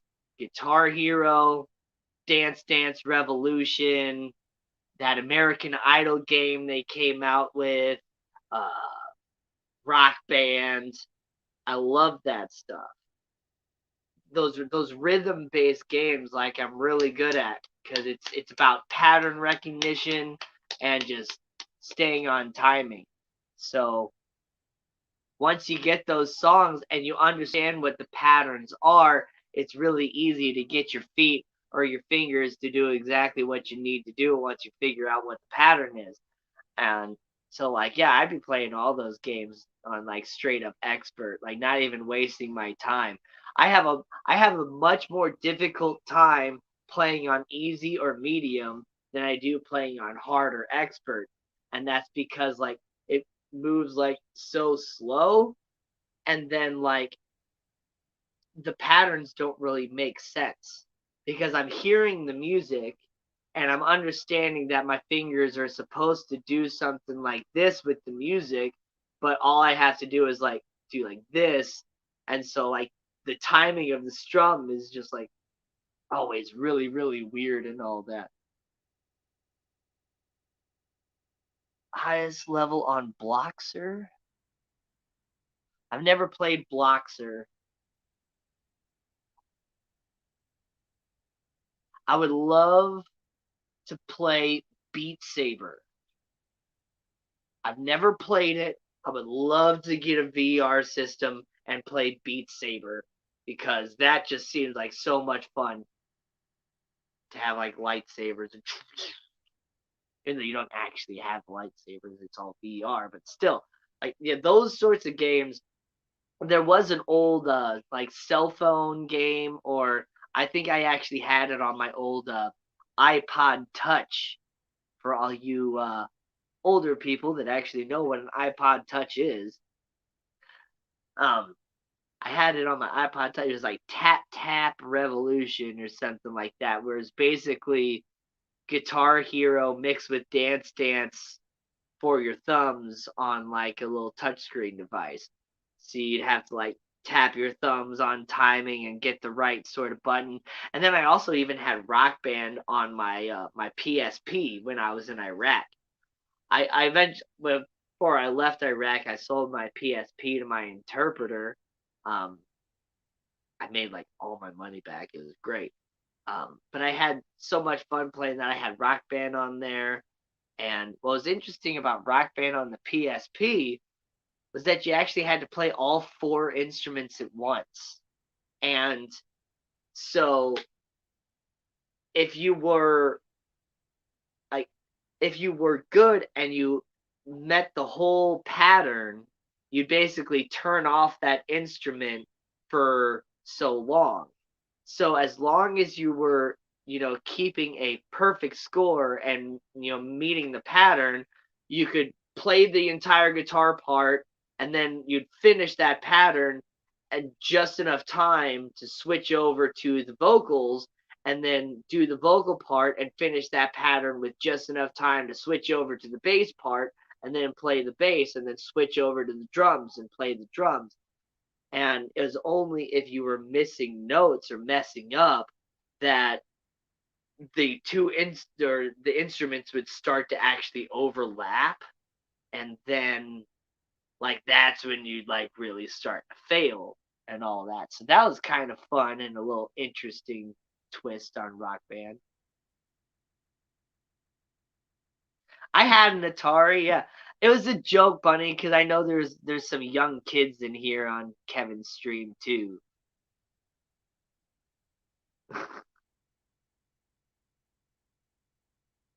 I had a Nokia Gold. That was my first cell phone, was a Nokia Gold. I had fun making ringtones on that. Wow, I wonder if Kevin's coming back. Command and Conquer. Man, one of my favorite video games from back in the day was Age of Empires. You don't really get games like that so much anymore. But like StarCraft, Age of Empires, and then they started expanding Age of Empires into like Age of Mythology and Age of Empires 2 and 3, and there was also Empire Earth, which was like another version of that, but instead of just playing like Civilization, you start like all the way back from the Stone Age and go all the way into like the Space Age. What are we talking about now? Still video Sorry. games, but we're talking about video which one? games that were around probably before you were born. Age of Empires is what I was just talking about. Gotcha. I was wondering which one you were talking about. Sorry. And StarCraft. You've probably heard of StarCraft 2. But StarCraft 2 came out 14 years after the first one did. Wow. Yeah, and some of us were waiting all 14 years for that video game to come out too. Hey, Kevin. Hey, Danny. Hey.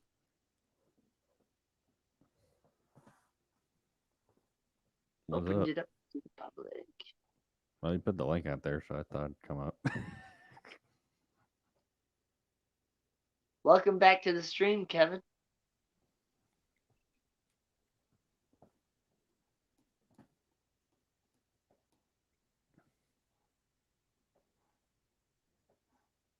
And he's muted. It's about the time where I need to shut down or turn off my computer because it goes out of whack. Yeah. And then I don't know why, but my iPad, when I'm on StreamYard, when I'm on what? My computer's always out of whack. Well, yeah, but it's because I think it's because I'm running OBS. You know where the term "out of whack" came from? I'm sure you'll tell me, but I have no idea. Nope. I actually have no idea. But I'm assuming it came from the whole thing of, you know, on the old show Happy Days with the Fonzie, he'd whack the jukebox to get it to work. And so that's like I'm just guessing that that's just an old way that people would fix things. They'd whack it with a hammer and stuff like that. They'd get it to work. And so when that wouldn't work, you'd say, "Oh, it's out of whack." That makes sense to me. It probably is where it came from. There's actually a term for fixing stuff like that. There's a term for it, but I don't remember what it is. I like I saw Beating this it phrase into on submission.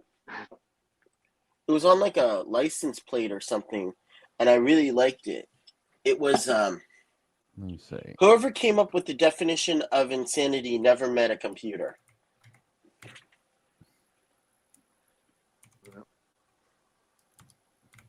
Because that's exactly what computers do. The same thing over and over and expect different results. Well, no, but if you shut down your computer and you turn it back on, usually it starts rebooting and working again. Usually. Yep. It's The called good old unplug and plug back in. Percussive maintenance. That's what it's called. Yes, percussive maintenance.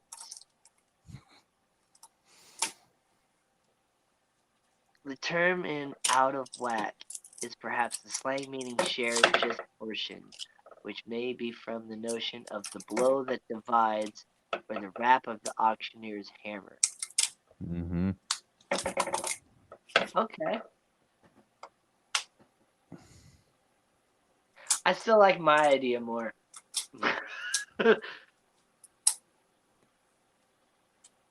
Mm-hmm. But, you know, if there's anything that we've learned, it's that people's idea of history sounds much better than what actually happened. Meaning share just what? Just portion? Huh. Okay, but Google, the all-knowing entity.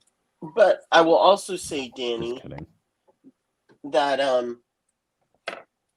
Welcome back, Jess. history is usually written by the victors. So, and there are always two sides to a story. Just saying. Mm-hmm.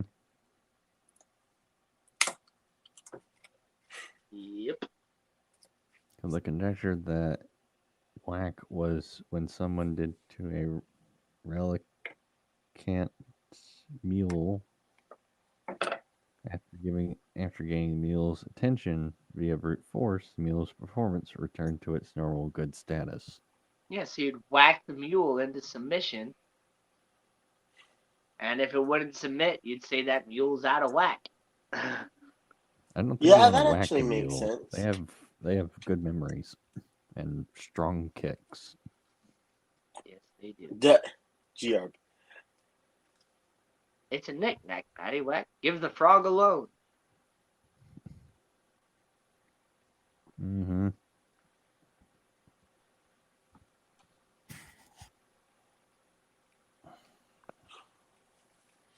Bunny, I thought I emailed you. Did I email you? I don't know if I emailed you, Ivy. I need to if I haven't. Whack on. Whack off.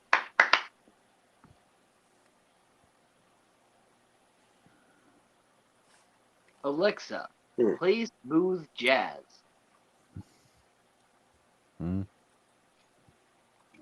No, I started writing it and never finished because you wrote a ton of... Okay, yeah, I remember why. I'll email you. The whacker. You know, honestly, Ryan, I would love to have something like that. How do you turn your lights on? You take a bat and you just smack the wall. The whacker. Wow. That seems very inefficient, just saying.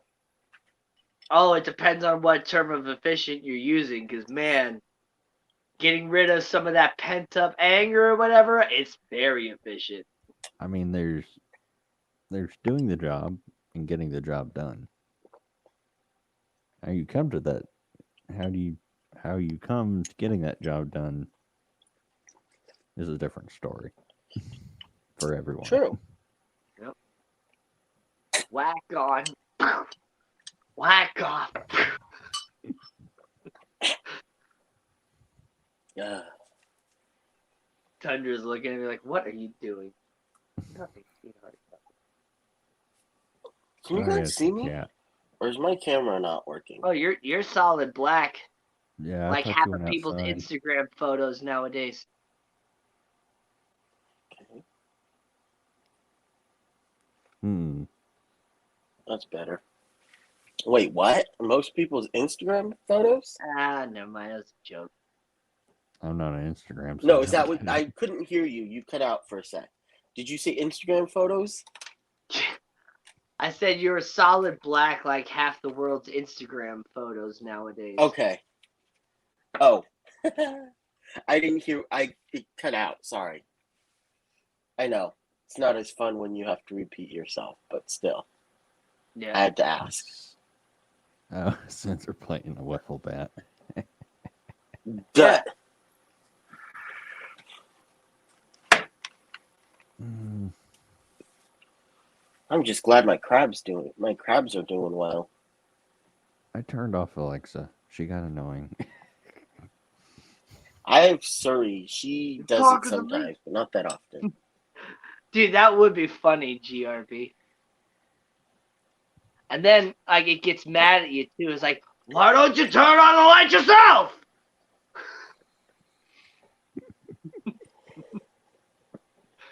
Mm. Pacino. He only has one level, and that's Pacino! I wish Alexa could do that. I would like insult Alexa some days, and she'd just be like, "Beep, doop."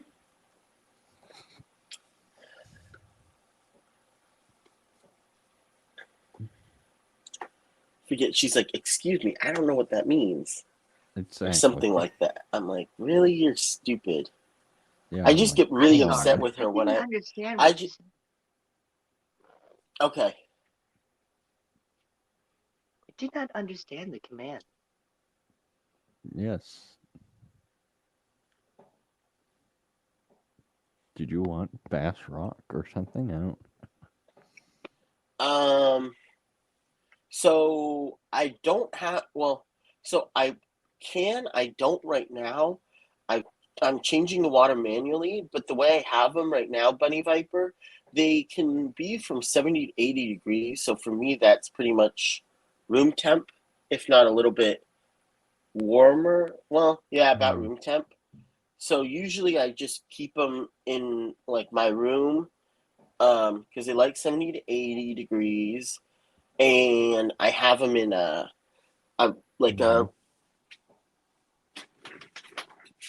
big like a storage container, and then I take like a shoebox and I put the shoebox inside of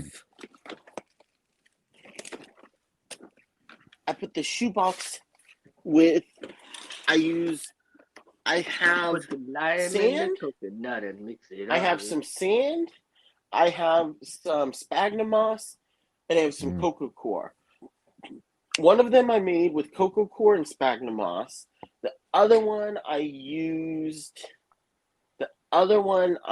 decided I was going to use sand for.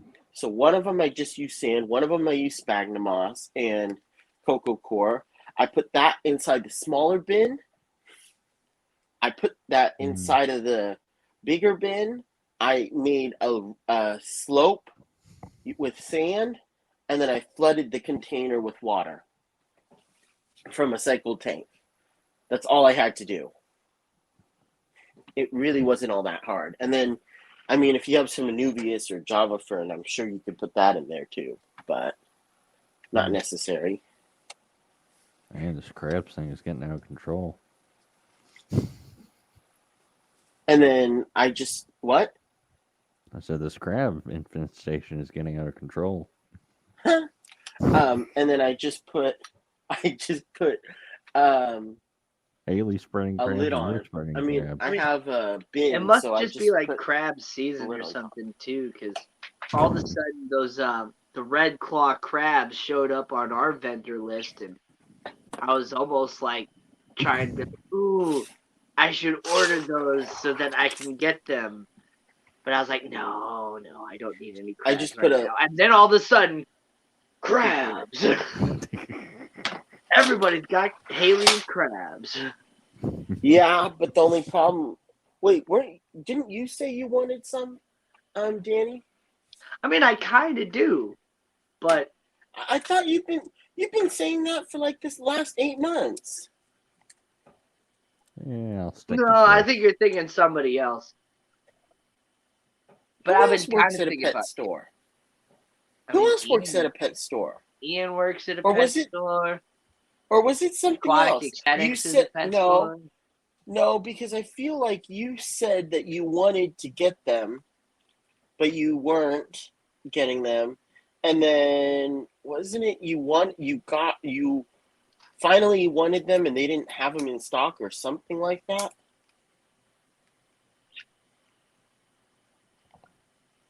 Yeah. I'm trying to remember what I was talking about, because I don't think I was talking about crabs. I think I was talking about something else at the time. But Fish. Bunny Viper, I'm not breeding them currently. Well, they're in the container. I'm trying to breed them. I got like 20 of them. So if you'd like 5 or 6 of them, I don't mind. And you can sex them. I was just going to give you like 6 of them. And I'm assuming if I give you 6 of them, you'll have a bunch of females and males in the group. Hmm.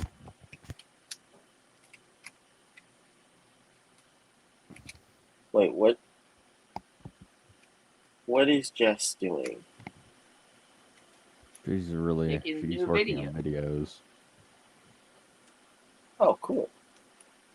Probably on Aquashella. Yeah, I would assume so. I'm thinking of air to a Jess, sponge I'm not filter. sure if you got You my showed- reply you or not. Show me But- pics of your crab attack. It's cool. Yes, Thank you. I you think can so. play my song as much as you want, Jess, and there's no copyright on it as well. I don't know what was different this time, or if there's just something about Sweet doesn't have a copyright on that song anymore. I'm not 100% sure. But cool. either way, yeah, there's no copyright on the Duckweed Dance from the Ballroom Blitz with Sweet. So you can play it as much as you want. You're not going to lose your monetization. I never had like any notice of anything with the copyright. It said checks are good, no copyright issues. I'm like, awesome. Huh. Monetization. What's Oh that? yeah, because she is monetized now. I forgot about that. Just kidding. Keep on forgetting about that. I don't know why. Jess is monetized? Yeah. Mm-hmm. Gosh, Wow. she's up to like She's been- 1.7K now. Already? Yeah. As soon as she hit that 1K, like she jumped up even higher. Okay, I forgot she awesome. even got to 1,000. Like, oh god, Oh, I knew she got to 1,000. I just didn't know. Like, No. That Well, I Aquatic can't help you Morning there. Show every Monday, Tuesday, Thursday, and Friday.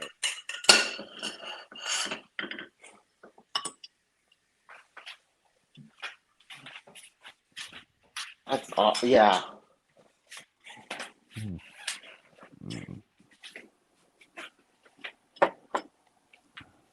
But I think she said she put out a short, and that's how she got so many, which is Yep. awesome. Ryan, that's kind of what I was thinking. Maybe the didgeridoo did the trick at the end, and then the drum part, maybe that specific drum line isn't necessarily copyrighted because it's a pretty simple like drum beat, and then I was pretty much like singing or talking over most of everything else. So Maybe there just wasn't enough of a blank space to where they actually put a copyright on there, or who knows? Maybe like it is just like Sweet doesn't have the same copyrights on their music like some of the other bands do. Because gosh, I think they came out with that song in like 1974, and oh boy, I don't even think.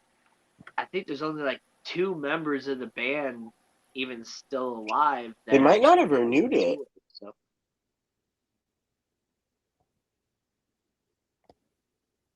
Possibility they might not have renewed it.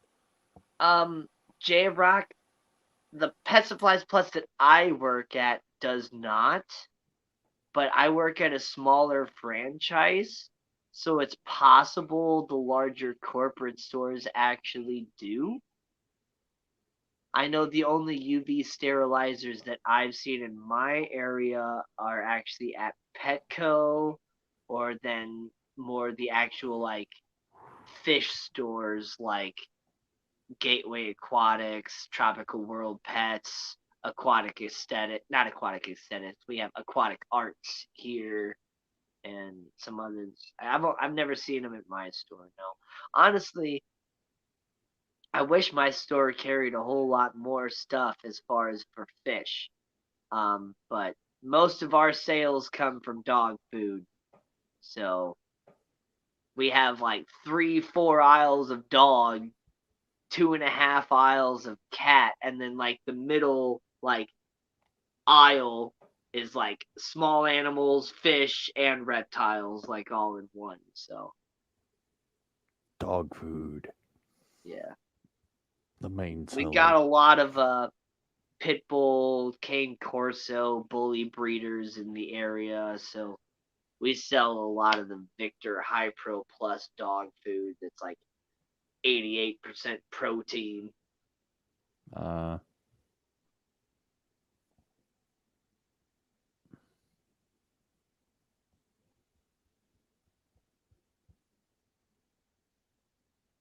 Gotta throw in more Danny content in the songs just in case.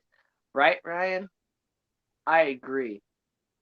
Oh yeah, UV sterilizer. Yeah, I think you have to order those online. I don't know.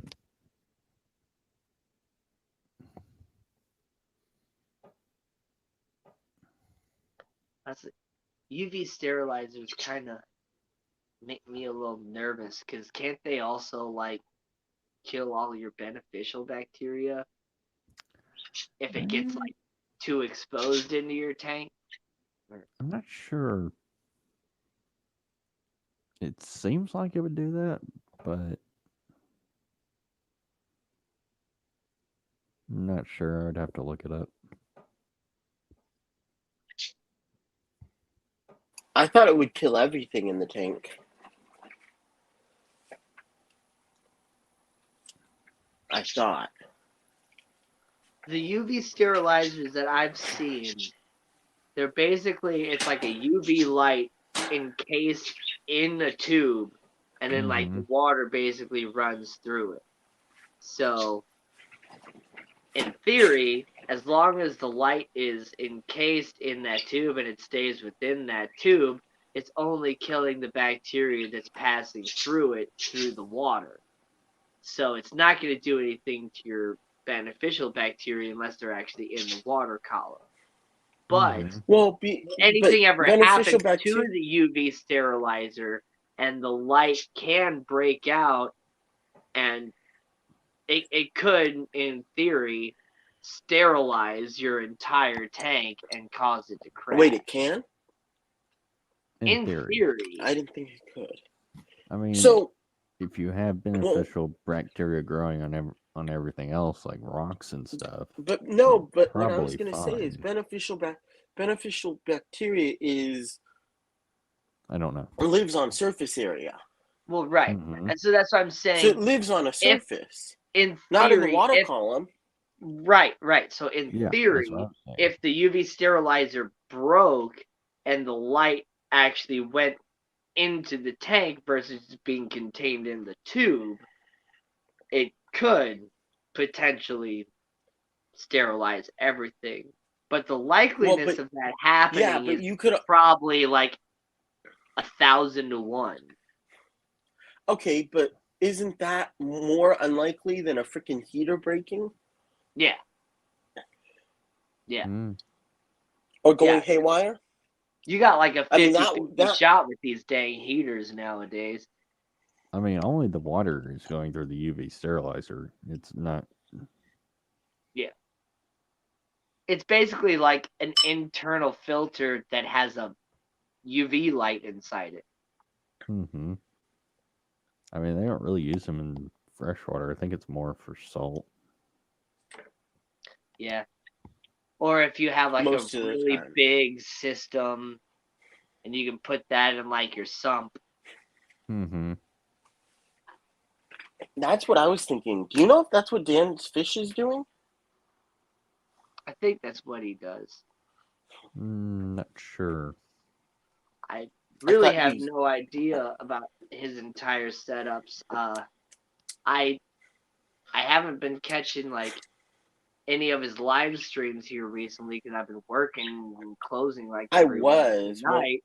when he was And I've explaining been it. I missing all was, of but his it just other went over my videos head. and stuff too. It just He went doesn't over my pop head. up on my algorithm anymore. Do you still have it all for him? What? Sometimes they unsubscribe you. Oh, I'm still subscribed and all that, but because I haven't been able to watch like any of his stuff recently, I've been watching other things.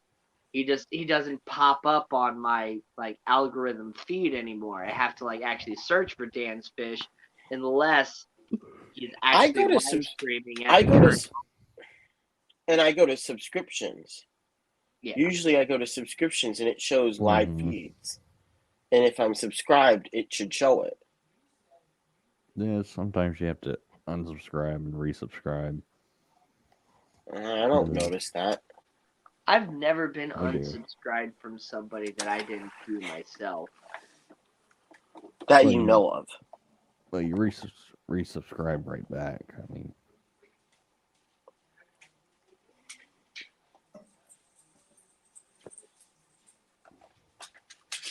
I don't always resubscribe right back.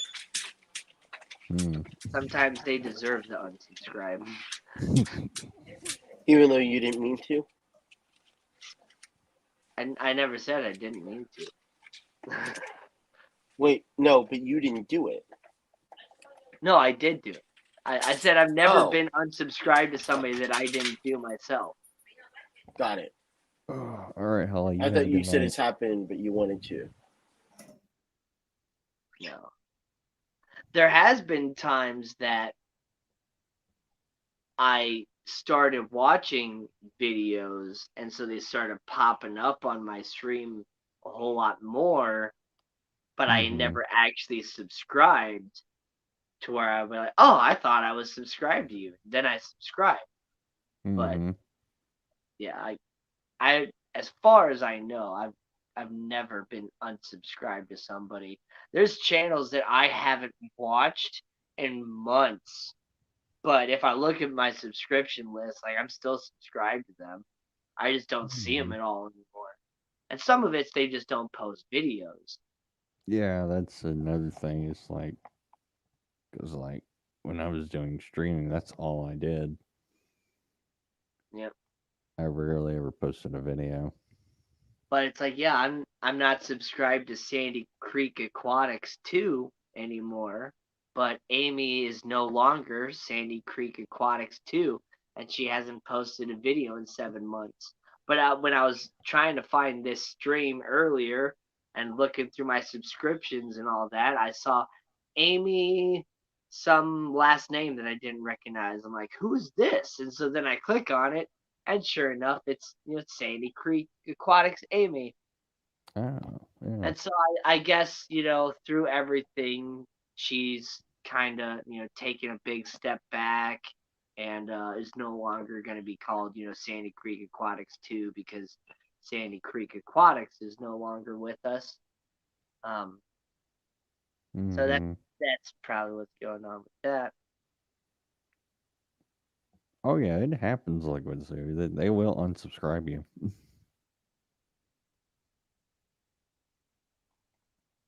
I kind of agree with what Matt says. Like that seems to not really make any sense because it just goes completely against what YouTube is actually trying to accomplish.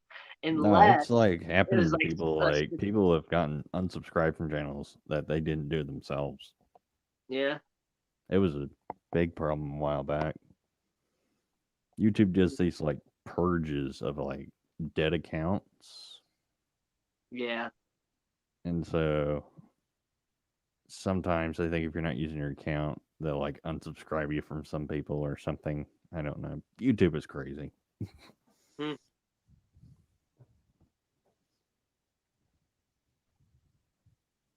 Yeah, it's funny because I signed in on like my old account from when I was a kid, and I still have like all my subscriptions and stuff from there, along with my like 3 videos that I posted. Hmm. I used to think they didn't, but you can talk to a few people. They'll say that they've gotten unsubscribed when they didn't.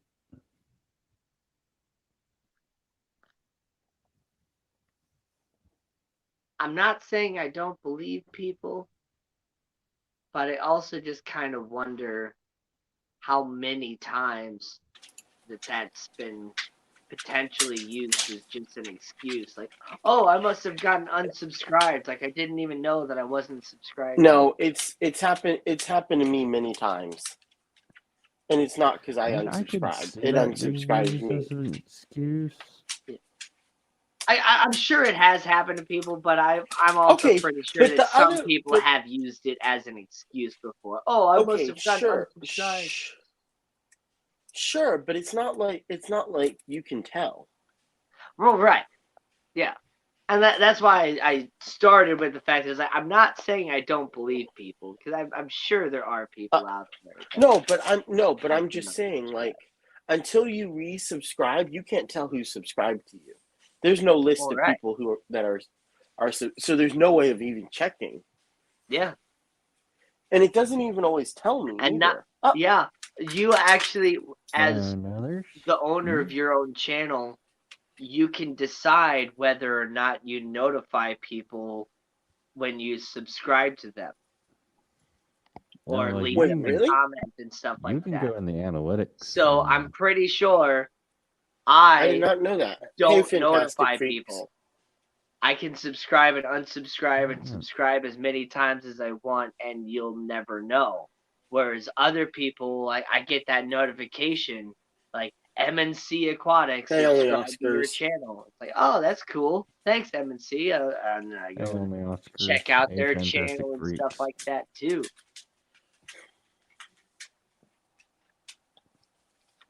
Like, I think if you go in the analytics, you can see who's sub to you. Or it may be that No, you Analytics, can't. I can at least see how many people are subbed and kind of the demographics of those subs, like where they come from and what like age range they are and stuff like that. But no, you can't see a specific list of channels that are subscribed to you.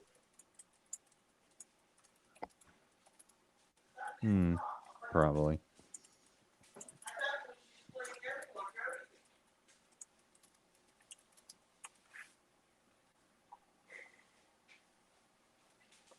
Yeah, right, Ryan?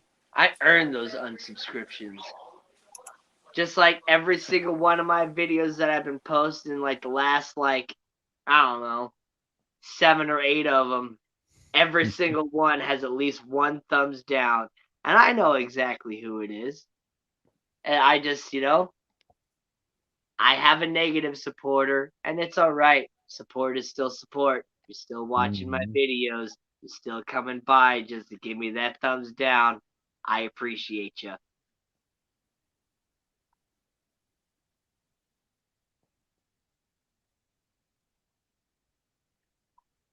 Yeah, because at the end of the day, you still clicked on that video and you still watched it. Even if you only watched it for a few seconds, you still clicked on it. YouTube knows you clicked on it and you reacted to it. A thumbs down or a thumbs up. A reaction is a reaction. And YouTube will monitor that. They don't care if your video has like tons of dislikes. They'll still show it. Yep. It's the same thing as Pandora, you know? Like, that's one of the main reasons I had to, like, get rid of Pandora, because you like a song and you think it's going to play it more often.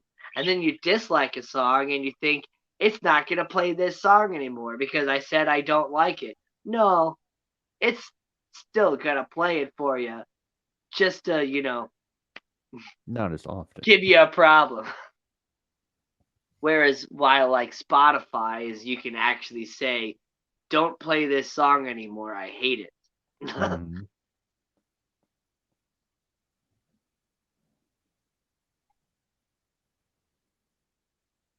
Yep.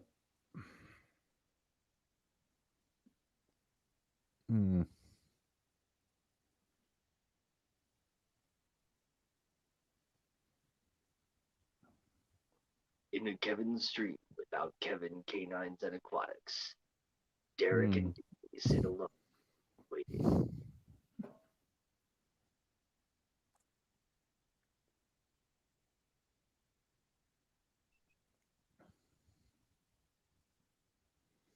Hey, Roundhouse, what's up? And I also like had to get rid of Pandora too, because it seems like I'd have like 6 or 7 different playlists, but every single one of my playlists played all the same songs. So it's just like, what's the point of having this playlist? Like, I want to listen to more stuff that sounds more like this, not just like my entire music collection with every single playlist. Yep. You can't please everyone. And even in the end, you're going to have that one guy who's just a dick, and you can't please him whatever you do. Or gal. Or yeah. It'll be that one person that you just cannot please. But yeah, like 3 of my videos that I posted in a row all have exactly 4 thumbs down. So it's just like, that's really funny. Hey, Jay. At your Roundhouse, you may be right. It may just be an error, but I also haven't used Pandora in about 6 or 7 years. So it's possible they've made it better now. But the way that it was when I was like in high school and college and stuff like that, and like it was terrible. I don't use Spotify or Pandora because I don't usually listen to that much music except for radio when I'm going to work in the morning. Yeah. Though I get tired of the stupid ads. Spotify is one of those reoccurring charges that I always forget about. It's only $10 or so, but it is nice to not have to listen to the crappy radio whenever I'm driving around. Just because my phone connects right to my car, so I can just control my Spotify right from my my dashboard and everything. So that's really nice. I need to get a thing that does that for my phone. Also looking to get a backup camera. Yeah.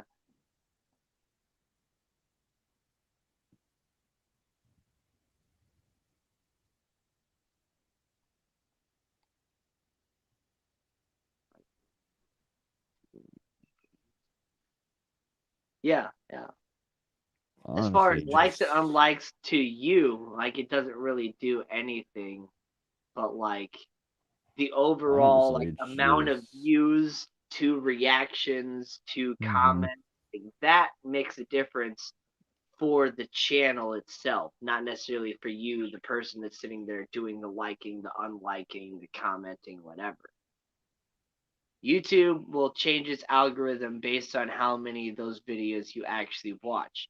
You don't even have to be subscribed to a channel, but if you watch 2 or 3 of their videos in a row, at least for a good while, every time you pull open YouTube, you're going to have one of their videos right there on your news feed, ready to go. Hey, Chris.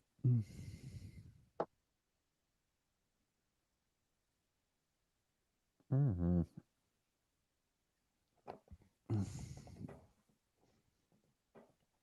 Mm-mm. Back then, it was broke. You have to be black and white with it if you're on a channel. A only like songs from that channel. If you like a song from channel B, it will fold channel B into A. Yeah. Okay. Yep. And You so like it's like I found myself in an issue of like I wanted to like dislike a song because it was playing in the wrong playlist, but then like I didn't want to dislike the song because I actually liked the song. I just didn't want to hear it at that time. And so like I was like Pandora is stupid and I got rid of it. Oh, the like fake YouTube accounts that say they're from YouTube. Is that possible, Roundhouse? How do you do that? I'm You can block confused. I think he's talking about like they have this, like these fake channels that like say they're from YouTube, but they're actually not from YouTube. Okay. No, And they're YouTube just doesn't charge you trolls. for streaming. YouTube doesn't charge you for anything unless you get YouTube Premium. And that just basically gets rid of ads. Mm-hmm. Yeah, that's how they make their money, is the ads. That, and they also make a decent amount from super. Well, not nearly as much, but they also do make a decent amount from super chats too, don't they? They take, I think, a 30% cut of that or something. At least. And then I think you have to make at least $500 for them to even send you a check. Are you serious? I think I heard that at one point. I'm not sure. That I did not. That's crazy. And ludicrous to me. I could be wrong, but it seems right. It just seems ludicrous to me. Not disagreeing with you. It just seems ludicrous, that's all. That's YouTube. Good point.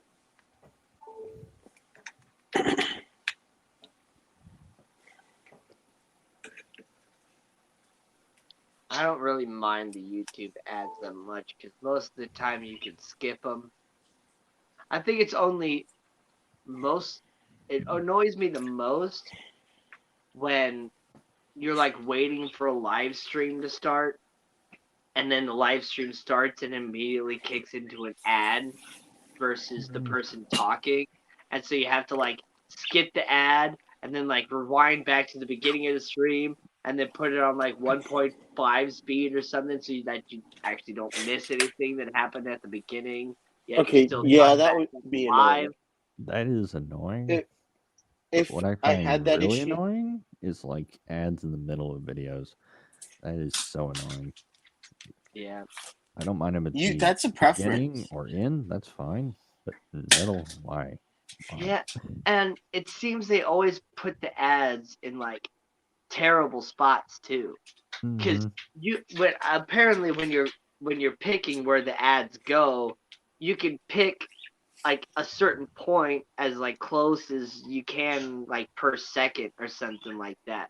So sometimes they'll be like right in the middle of a phrase, and then it'll kick into an ad, and then it like takes another second before it like actually kicks back into the video, so you miss like half of what they said. Mm-hmm. And like, dang it. And you know if you rewind, like it's just gonna like kick back into the ad or something like that, and you're gonna miss it anyway. Mm-hmm. I don't know. So like some videos they just put like a ton of ads on, and it's like ridiculous. Yep.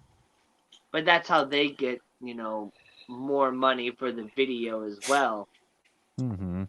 That's why I'm just happy that I have YouTube Premium. Although I don't know how that works. If I have YouTube Premium and I'm watching a video, how does that work? So basically, because you are paying YouTube gets for the ads. You pay, but what is it, YouTube, like $10 a month or something? It's 15, but YouTube pays. YouTube I pay YouTube for it, not the creators. Right. So YouTube doesn't make any money. YouTube makes money from running ads, and so they get paid from the ad holders to run their ads. And then us as creators create more content for them to run more ads on so that they can make more money from the ads. So you, as a YouTube premium payer, you are then paying YouTube directly versus them having to make money from you by you watching the ads. I understand you're that. basically But paying the ad revenue. But I'm not. I understand that, but I'm not asking about YouTube. I could care less about YouTube. I'm wondering, what do the creators get? Do the creators still get a part? Yeah, the creators still get their thing or whatever, like they would. You're paying more directly into that, the same way you're paying for the YouTube premium and all that. But, all right. I guess that makes sense. Because basically, yeah, YouTube pays the creator so much for how many ads are in there, whether you watch the ad or not. I don't know. In my mind, I feel like the amount of time I save not watching ads versus and having to click it versus and being able to watch on my iPhone without and being able to download stuff versus having to pay the $15, I'm okay with that. And yeah, GRB, yeah, sometimes YouTube just adds ads in there too. If you've been watching things like videos for so long and you haven't had an ad in a while, they'll just throw one in. I've had ads in my own videos before that I was like, I'm not monetized.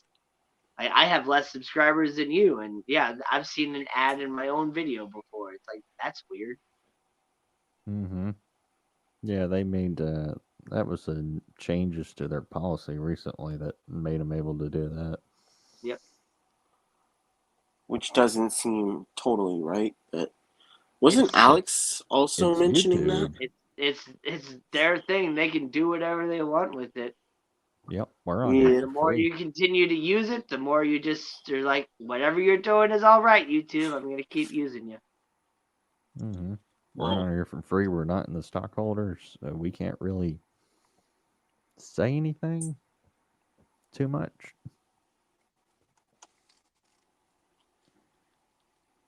Wait a minute, Chewy. Wait, Jeff, as in like Jeff from Foreigner, thought my video was hilarious?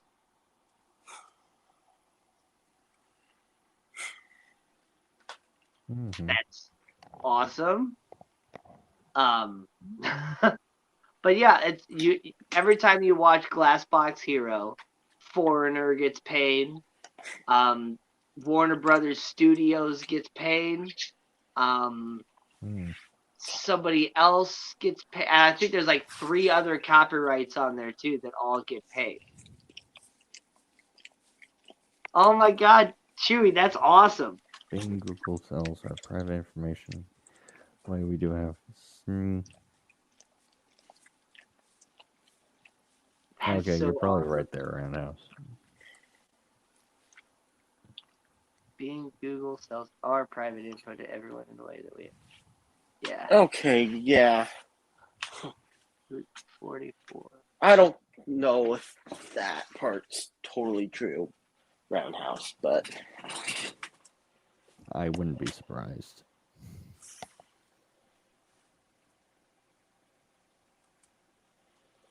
Well, I mean, I love how they have terms and services, but at the end of the day,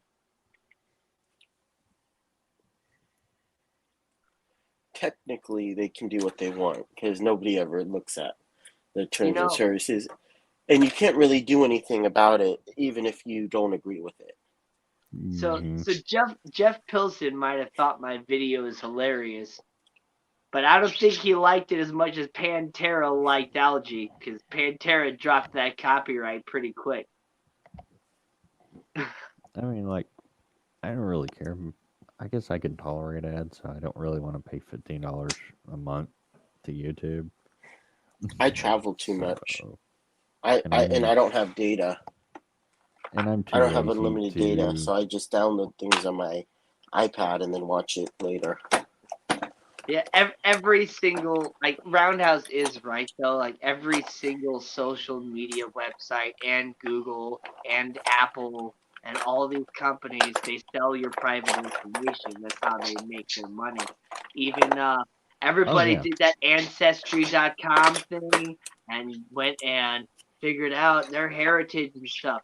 And you know what Ancestry.com did with all your DNA and all that stuff? They sold it. They sold the company. You have Mhm. no idea what happened to all your DNA and all that stuff. They have a big bank of it somewhere, and who knows what they're doing with it. You don't know who they sold this stuff to. Mhm. Yeah, because like you can be talking about stuff and it will come up on your phone. So Yeah, and that's because your phone, the microphone is always working. Even if your phone is Well, like yeah, turned off.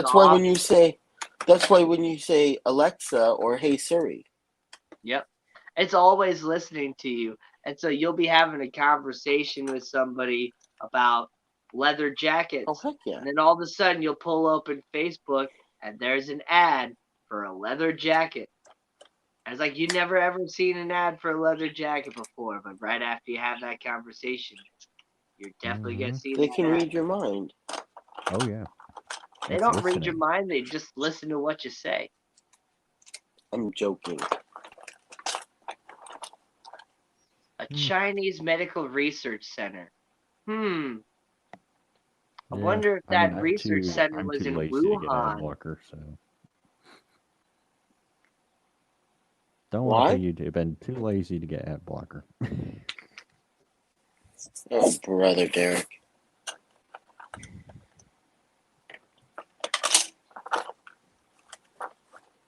I mean, I just deal with the ads.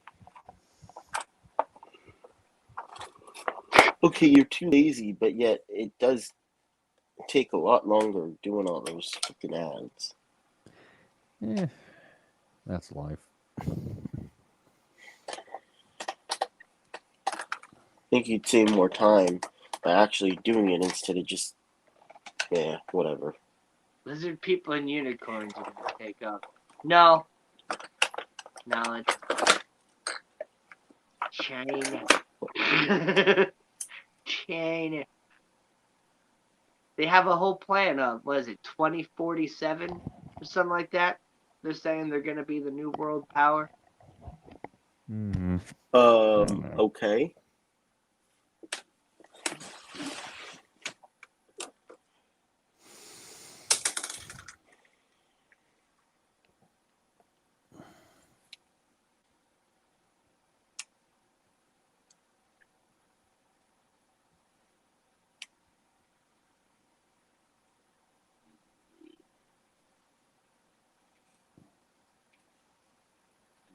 What?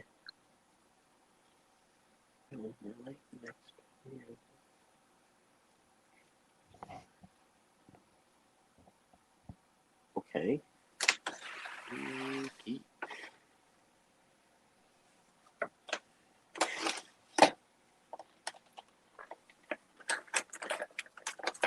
Okay, Hmm? so Danny or Chewy, because I'm The pretty sure it's most smartphones, and not just mine, and it's on audio. So I'm curious. I wanted like for Aquashella, I was worried that it was going to be loud, Oh, it's loud. which it was. Which it was. It wasn't as loud as I thought it would be, but it was loud. So I, of yeah. course, bought the gimbal and the speaker, the microphone. Of course, I bought it and forgot the gimbal piece, so couldn't use it. So didn't actually end up recording anything. Mm-hmm. But I am curious what to do if I want to allow other people up on my stream and use a microphone. Hmm. Oh, you're saying like to have people like sitting next to you, not like on a StreamYard stream like this? No. So like this. If I want to have a lapel mic, say I want to have a lapel mic on me, right? Yeah. I plug it into my phone. But most, I think it's not just mine. I'm pretty sure it's most smartphones. They won't let you do more than one audio input or output. Yeah. So But it's either either way, input or output. I can either speak or I can listen, but I can't do both. Oh, I see what you're saying. Because there's now. only one. Because there's Yeah. only one audio jack. So it's the Yeah. same with my computer. There's only I one audio believe- jack, so I can do one or the other, but I can't do both. You need to. So how I does that work? believe you're right, but on the other hand, I'm thinking back when I was on Danikin Aquatics live stream from the ACA. I didn't understand it at the time, but now I understand now that I had my audio settings like I was wearing a headset, but I wasn't.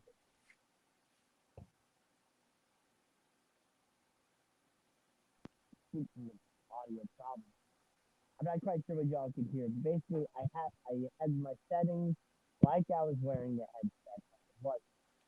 And so I could hear, but it was very, very, very, very, very, very quiet. It was like the sound was still coming from the speaker on my phone, but it was so faint. It almost sounded like I was wearing headphones, or not wearing headphones, but coming out of headphones sitting on the table. It was so quiet, like here. And so the live stream from my end was absolutely terrible because nobody could hear me because I was basically covering up my microphone like this because I was trying to use my hand like a funnel to reflect the sound as best as I could so I could hear it. So I think potentially you could probably still hear, but it would be very, very, very quiet. Okay. You sound muffled, Danny. I think you intentionally did that. Once you started showing that, you went really soft, and we can barely hear you. Something happened with my microphone. Oh. I thought you intentionally did that. Okay. No, I didn't. It's not actually the headphones itself. Probably my settings got a little weird. Yeah, I went back to default.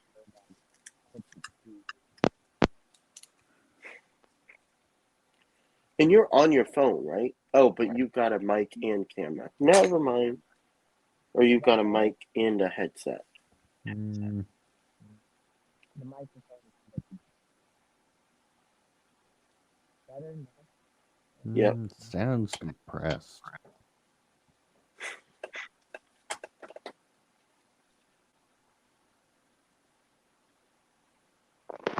Whatever. I'll just take the headset off. But it's not actually my headset. I've been, plugging headphones in and out and all this stuff with my phone so much that I actually messed up the audio jack on my phone. Oh yeah, mine. So Mine on my phone new is headset, messed up as thinking I well. needed a new headset and it still wouldn't plug in right. Yeah, my phone's jack is messed up. I can't even plug headphones into it. But what were you saying about it? Because my problem is, unless I have a headset that has both a speaker and headphones, which I don't know, I think a speaker would work, but I don't know how good a mic would be for that kind of thing. But like, you can only do one or the other. You can't do both at the same time. I can't have a speaker connected and also have output. Because they plug into the same spot? Exactly. Oh, okay. Maybe it's like if one plugged into a different area, you could potentially use a microphone and headphones, but yeah, I don't know. Streaming isn't really The same- meant to do through a phone, but we do it anyway. The Wait, same is my sound as messed up now? the same. I can hear you. Well, so Oh, okay. Oh, he's referring my phone comment. yeah, he's Yeah. talking about before. So because that's the same problem for me.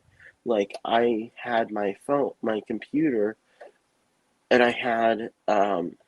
I bought that microphone for it, the boom mic for it, and I can't use it because it plugs into that audio jack, and I can't hear you guys if I'm using that mic.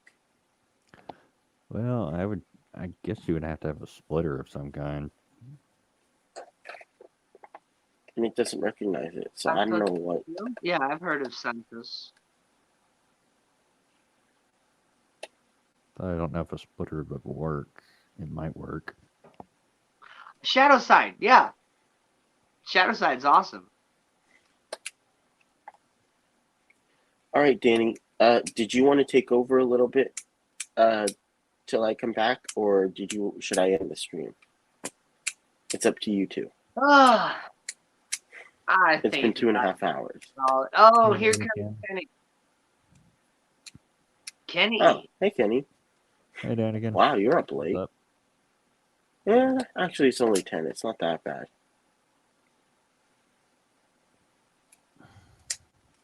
Kenny E. We were just talking about you. Mad at me about the duckweed dance, man. Because I'm still like, so I put the video out there, but like Adele, like she said something, but that was kind of the goal. Like in the first place, I was hoping to get, a couple clips of the different fish tubers like sent to me of them like dancing around or dressed as duckweed or pulling duckweed out of their fish tanks and stuff like that. I hit a few people up and they're like, okay, cool, but nobody sent me anything. And I guess I never really gave anybody like a timeline, but I didn't really know when I was going to get it done either. And I was just determined to get it finished. So I put it out there. But now that everybody's heard the song, if you want to play the song and dance to it on a video and send it to me, I'll redo the music video. I got no problem with that at all. I'll redo it. I'll splice everybody into it, dancing with the duckweed dance. Hell, if anybody wanted to just come up with their own dance move even, I could splice it all together to where we can actually create like a whole dance. Like, I don't know. Kenny. I don't know. I could try to do some, what do they call it, hip hop? Or I don't know. Wait. Or is it freestyling? Let's see. I don't know. What was I going to say? Oh, won't your software handle the input if the same jack works for audio in and out? So I don't know if it works for, I'm assuming it works for in and out. The problem is I have one input and output. So if I plug in the input, because I want to do a speaker for input, I can't do output. So I can't hear any sound. So you would need a 4-channel splitter to go from 1 to 2, and then you could plug it into your audio jack, and then that would be able to both transmit the audio to and from, because the 4 channels. I mean, so you want to... You could potentially do it, you just got to make sure you get the right splitter. You don't want a headphone splitter, you want a microphone splitter, because the microphone can still pass the audio into headphones, but just audio will not work the same way. Mm-hmm. So, to do Sounds this about right. visually, so you can understand exactly what I'm talking about, if you look at the little audio jack, this one has 3 black rings on it. That means it's a 4 channel. That's what you need. If you see it with just 2 black rings, that's not going to work for you. And if it has 5 black rings, well, you're not going to be able to plug that into your cell phone.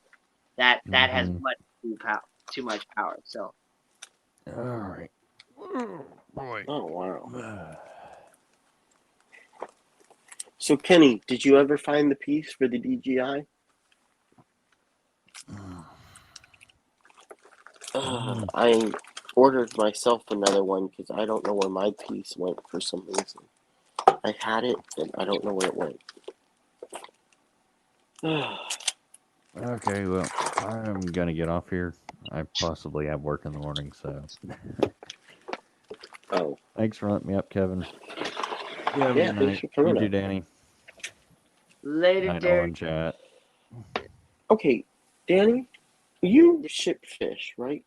I believe, I or shrimp ship at least. shrimp. I've never shipped fish. I've shipped shrimp and I've shipped plants. So Kenny or Danny, if you know, um, have either of you guys used an impulse sealer? No. I do the good old grab and twist. Wait, with a rubber band? Yep. Mine always leaks when I do it that way. Well, you got to bag it up better.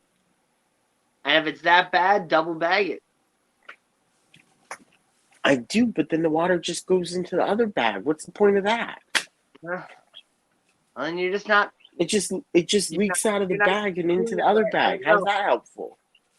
I don't know, because I have that same issue with some of my employees and coworkers and stuff as it is, not sealing the bags well enough with their twist and the rubber band. I don't know if it's they don't put the rubber band on tight enough. I don't know if it's they just don't twist the bag enough, or if they're like, I'm not quite sure what it is, but Where is it? you gotta really you really get a good grip and you twist it up until that bag is like tight, Well, and so then you spin something. that knot on itself and you pull up on the knot and you pull that rubber band as low on the bag as you can and you just make it as tight as you can. And if you have So to, you something add Lord. a second rubber band on there, and then you double bag it and you rubber band it like hell again.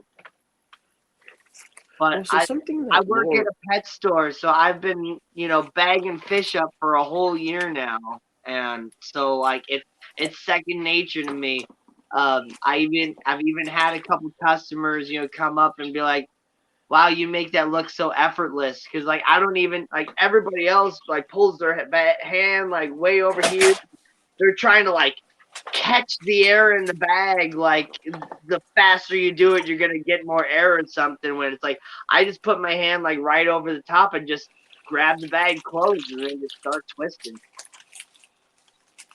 Well, so one thing that Posili Lori taught me, which you can do, I think, for regular bags or smaller bags that are not quite so thick as mine, because I have 4 mil. I think Yeah. you more do it for like 2 mil. But one of the things that she was telling me to do, because she heard, or somebody told her to do it this way, is you take the bag and you fold it once. Can you see it?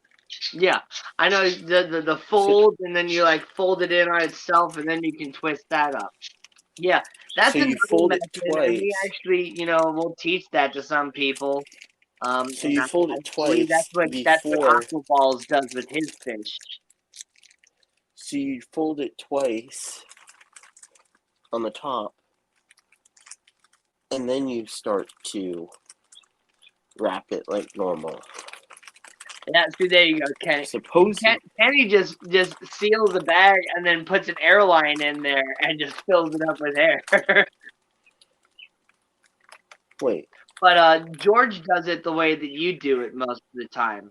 He wait. folds up, rolls up the ends, what and then is? pulls it together. How does Kenny do it? Kenny does it the way that I do it, but instead of like trying to catch the air in the bag, he just grabs the bag and just puts an airline in there and then just fills it up with air. Oh, LOL. Yeah. See, the And I problem mean, with that's my bags is the big fish the problem shippers, with that's the way they do it too, is they have an oxygen tank and then they're just filling up those bags with oxygen. the problem for me is the breather bags. You don't need air, and for the I've never used a breather bag before. Honestly, breather bag, that doesn't make it a breather bag. I don't understand that concept. Does the bag have pores to where air can pass through it, but the water can't? yeah, correct. Okay. So that makes some sense then, I guess. But that's probably why your bags leak. What I do you don't know. mean? I'm just joking. But I have so instead of rolling it I use these, but I also have 4 mil bags. yeah. So I have So both. instead of rolling it twice, maybe try rolling it 3 times or 4 times to one, get the bag a little bit tighter, and then it just makes the knot bigger to where the water can't leak out as easily. But I can't do that for a 4 mil bag. A 4 mil bag, it's too thick. It's too thick to do that too. Well, I tried with Lori. It's too thick. I don't I know, did that man. with post Some seaweed. people like it thick. Yeah, but then you can't get a goddamn rubber band over it. So that doesn't help. That doesn't do me a bit of good. Good conversation. Just saying. 3 years. What? Oh, nothing.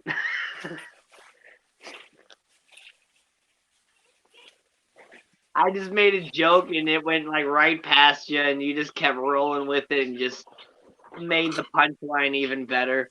But I'm not even sure if anybody else caught on to the humor that I just gave myself. So What is that from a movie? no, I said some people like okay. it. I said some people like it thick, and then you started talking about how you can't fit a rubber band on, and I was like, oh man. Yeah, I knew you. That's what you were going with, but And then you had to say I rubber. was taking that as a serious comment because I tried doing that. It's just the bag's too thick. But I knew what you were trying to do. Millimeters is a super thick bag for real. I think our cricket bags are like maybe like 3 mils, and then like our fish bags are like 2 mils. Wait, no. Why would sometimes cricket I think bags our be fish thick? bags are a little too thin. Why would cricket bags be thicker than They're thicker bags? because you can't see into the bag as well, and then they're just a smaller bag. But what's funny is I've That popped doesn't make any like 3 or sense. 4 of the cricket bags. I've never popped a fish bag before when I've been, spinning it up real tight. And let me tell you, when you got a bag full of 100 crickets and you blow it up like a balloon, you get crickets everywhere, and that's not fun. Oh gosh, how do you count out crickets? How do you count out 100 crickets? So, every place has their own method. I'm not quite sure how the Petco or the PetSmart does I'm it. just curious how you do it. The way that we have it at our store is we actually have those Betta cups, right? The little Betta cups. And we take the lid and we just cut like a little slit in the lid. So we have a large cup and a small cup for the large crickets and the small crickets. So the lid for the large crickets it's a bigger hole, and then for the small crickets it's a small hole. And so we have like the crickets in like their little bin, and there's like a bunch of egg crate and stuff in there. So you just take the egg crate or the toilet paper tubing that we have in there and just like shake the crickets into the cup, and you slap the lid on there, and then you just take the cup and you just slowly shake the crickets like a salt shaker right into your into the bag, and you just count them out as they're falling in. And I mean, I pretty much estimate it. Like I'm not, especially with those small crickets, sometimes they just fall in so quick. They like, okay, that was 5, that was 15, whatever, and you're just like kind of counting as you go. And pretty much my method is I'll shake the little cup, and I'll just get my little shake and bake, and I'll just do approximately like 10 at a time. So I'll be like shake, shake, shake. Okay, that's 10, 20, 30, 40. 50, 60. Oh, I got to get more crickets, and eventually I'll get up to whatever number I need. And so we sell our crickets, individually. It's like 13 cents per cricket, and after like 10 crickets, it's like 12 cents a piece. Anything like 30 or more, you're getting like 11 cents a piece, and then anything above 100, you're paying like 10 cents a piece for the crickets. And Kenny, so it's really annoying when somebody comes up and you know like, all right, how many and what size? And they're like, oh, large, and I'll take like $5 worth. And I'm like, you're gonna make me do algebra, man. All right, so let's see. We got crickets at 13 cents a piece. If I multiply that times 10, that's $1.30. But then you also got tags. Let's see, $5. It's like 25 crickets, I think. And then you get it to them. And it's just kind of annoying. It's like you can't just tell me 15 crickets. You got to tell me a dollar amount and make me do math. Man. I work at a pet store, not rocket science.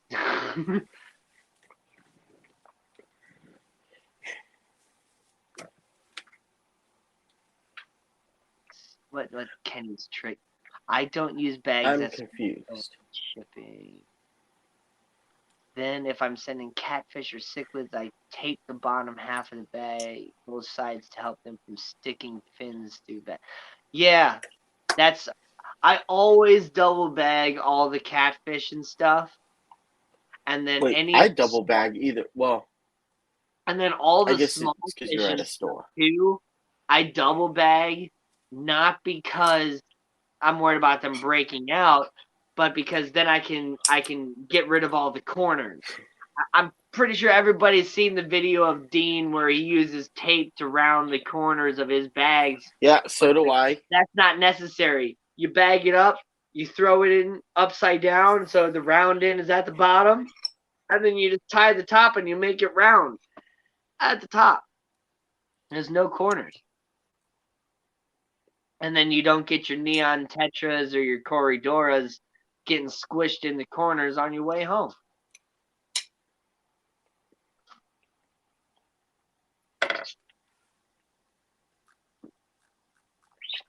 I thought he was only using one bag, though. No, he double bags them. And so that's why it's kind of funny when he tapes it and then double bags it anyway. But I guess it's a little bit nicer done.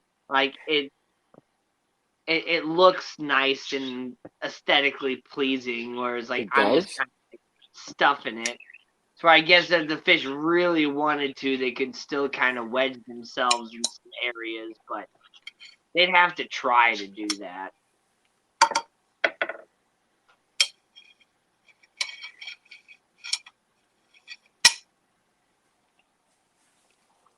Sure, Kenny, but if you bag it correctly and ship it properly,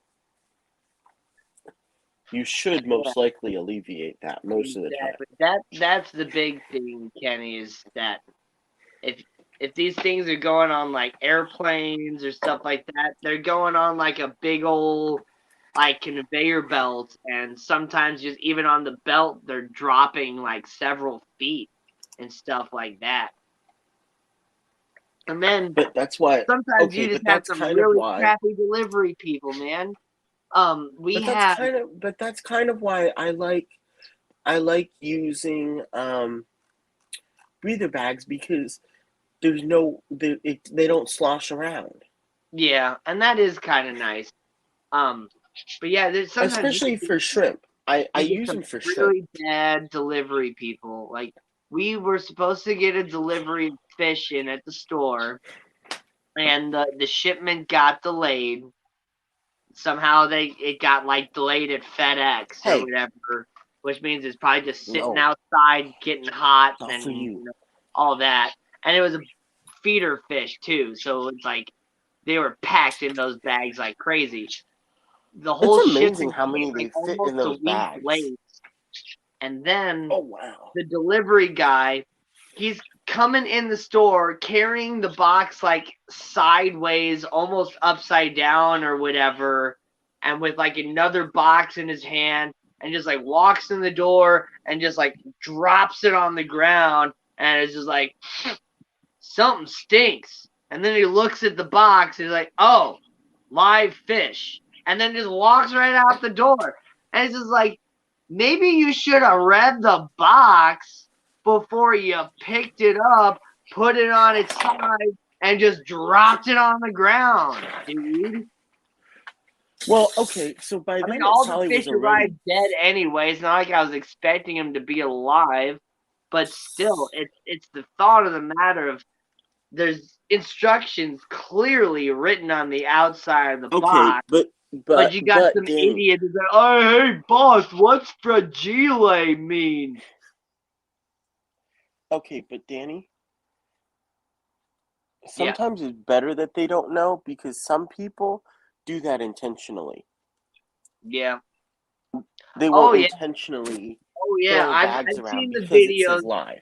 I've seen the videos of that where you get that delivery conveyor belt guy that's just having a real bad day and just wants to take it out on everybody. And he's like, oh, fragile? And just throws it across the room. Like, oh, live dog?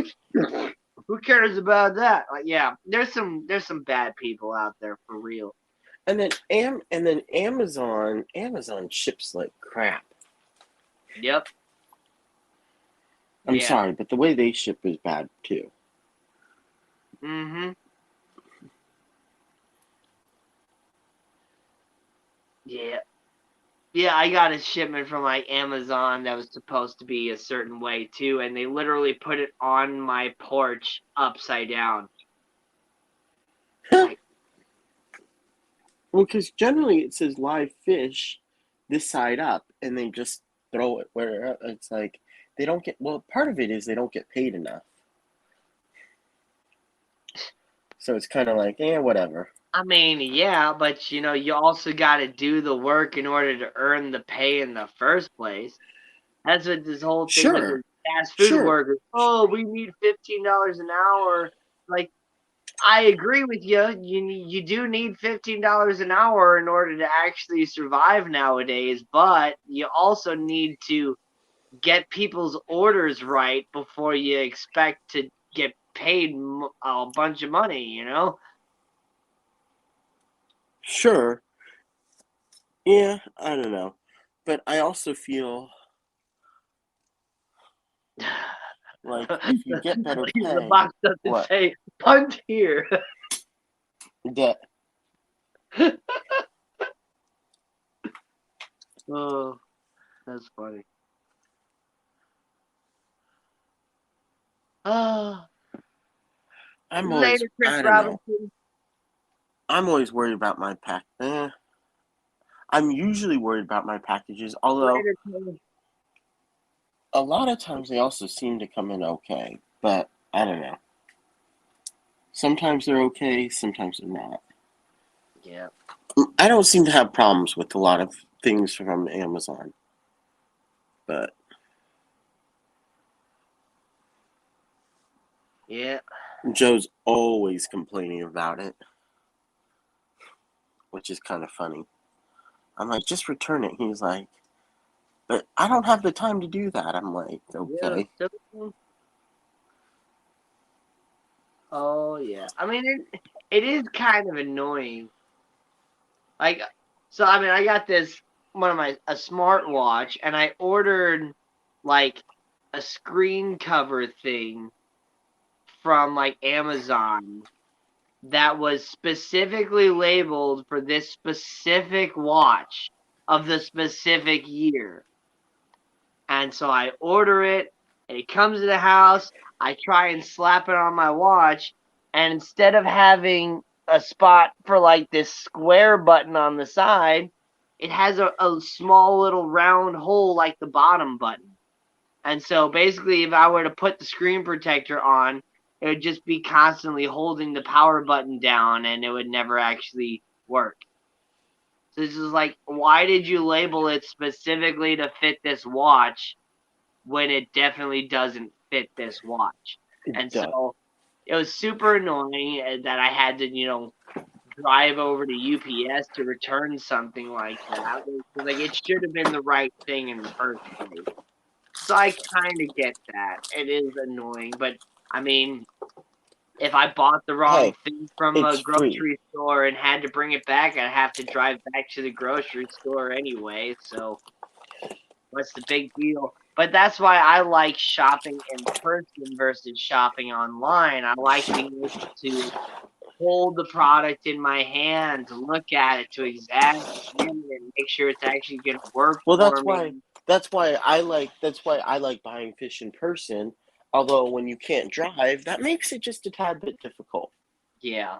Well, exactly. And that is kind of it's annoying about buying fish online, because when you're at the store, you can sit there and you can look and you can pick them out and you can see which ones are healthy and which ones are not. And you can be like, I want that guy, but I definitely don't want this one. And, stuff like that where, I mean, not all these online vendors are bad at all. I mean, we got Dan's Fish, we got Ken's Fish, we got there's some great ones out there, Yeah, but but I don't think I still, even though like yeah, Dan's Fish and stuff, I think that they do a good job, but they're not gonna be like that quality control, that good of quality control. right. I But don't I think mean, is gonna happen. They're not gonna say, oh, that one looks good, but it doesn't look the healthiest. I'm just not gonna ship it. but I mean, yeah, exactly. I'm not going to ship it. And that's what Dan's Fish does. I'm not going to ship you a fish that's not ready to be shipped. He's even said that before, and that's what I really love about it. And when you order 12 neon tetras, well, I don't think he gets neon tetras, but I'm just saying, if you order 12 neon tetras from Dan's Fish, you're getting 12 healthy neon tetras, and if any of them come in bad, he's gonna like immediately take care of it. But he's got a 99.99999% success rate. So you're not going to get anything bad from Dan's Fish. But like the Yep. vendors that I work through, they're getting their stuff imported. They're holding it for maybe a little bit, and then they're bagging it right back up and shipping it to us. And then we're holding it for maybe a little bit, and then we're bagging it right up and handing it to you. And so like sometimes we get fish in that have diseases, and we have to, treat them and all that stuff. But it's like, it's a little bit different because like sometimes we don't always catch it right away, and we've already sold the fish to you before we even got the chance to really observe the fish and understand if there's anything wrong with it. And it's just kind of one of those unfortunate things that it's like, I wish I could make it better, but we got people that know that Wednesday is fish delivery day, and they come in Wednesday afternoon looking for all the new fish. Whereas, like, they should let us hold the fish for a little bit and then come buy them, but that's never going to happen, because if Hey, you wait, Yellowstone. somebody else is going to get that fish. Okay, so wait. So I'm looking at Liquid Zoo and I'm looking at Roundhouse. I thought Amazon does sell fish. I thought you can get fish from Amazon. I don't I've think never done it Amazon myself, sells but I thought you can. anything that's alive. Really? Except, Well, well, okay, but you can plants get are plants, and I technically think alive. maybe you can get like isopods and springtails and stuff like that. At least through Amazon. Pretty sure you can get But I don't Daphnia. think it's from Amazon. I think it's other retailers selling on But Amazon. it's through the Amazon website. Oh wait, no, I don't think Amazon even does that anymore. Amazon has become like a full-on retailer now. I don't know. I don't order anything through Amazon because I don't like Amazon. Nope, they do. Live. I'm looking. Live. 5 live Laconia, Goody Eye, Bluefin Killifish, aquarium pond fish, mosquito fish with hornwort plant. Oh yeah, okay. So yeah, Amazon's not packing it up. I see what Matt's saying now. He's not saying Amazon doesn't sell them, and Amazon isn't the one bagging them up and boxing them up and sending it to you. Yeah, It's the third-party sellers selling it through Amazon, and they're the ones that are boxing them up and sending it to you. The same way that people on eBay are doing. But it's still through Amazon. You're still buying it from Amazon website. Yeah. Yeah, and so you're both right. You're just talking in different terms. Because it's not actually fulfilled by Amazon. But he said you can't order it from Amazon, and technically it is on Amazon. Yeah, and but anything on Amazon is still being sold. You're not ordering it from Amazon, though. You're ordering it through Amazon from But you're ordering it from. seller. But you're ordering it from the Amazon website. Okay. Yes. I'm just saying. No, So I agree with you. It's just we're talking in different terms here, and that's what it's really about. Yeah. So you're not wrong. I'm just kind of talking in a little bit different terms. What about Aquabid? What's Chewy talking about Aquabid? Aquabid, yeah. Aquabid is basically eBay for fish. Yeah. So is Get Gills to a point. Well, actually, no. Get Gills is more like Etsy for fish. Because you can create your little store. But I thought they will. What do you mean that they won't? Wait, so only Amazon packages that are fulfilled by Amazon will be shipped through using Amazon?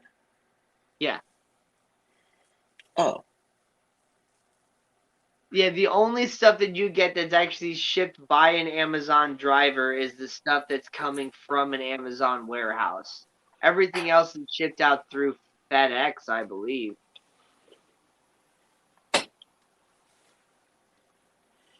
That's a little bit different, though, Roundhouse.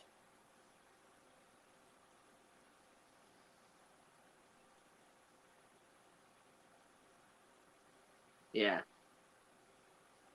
Unless you're ordering specifically from Dan's store. I don't think Dan is necessarily involved as much in it now as he used to be. But I mean, he's definitely involved with the entire thing. He's the one that set up the entire process and all that. It's his way. And that's something that I've been kind of struggling with my job is, I want to do things the way that I feel are the correct way. And sometimes that's not the Pet Supplies Plus way. And so I end up getting myself in trouble, even though I'm just trying to do the right thing.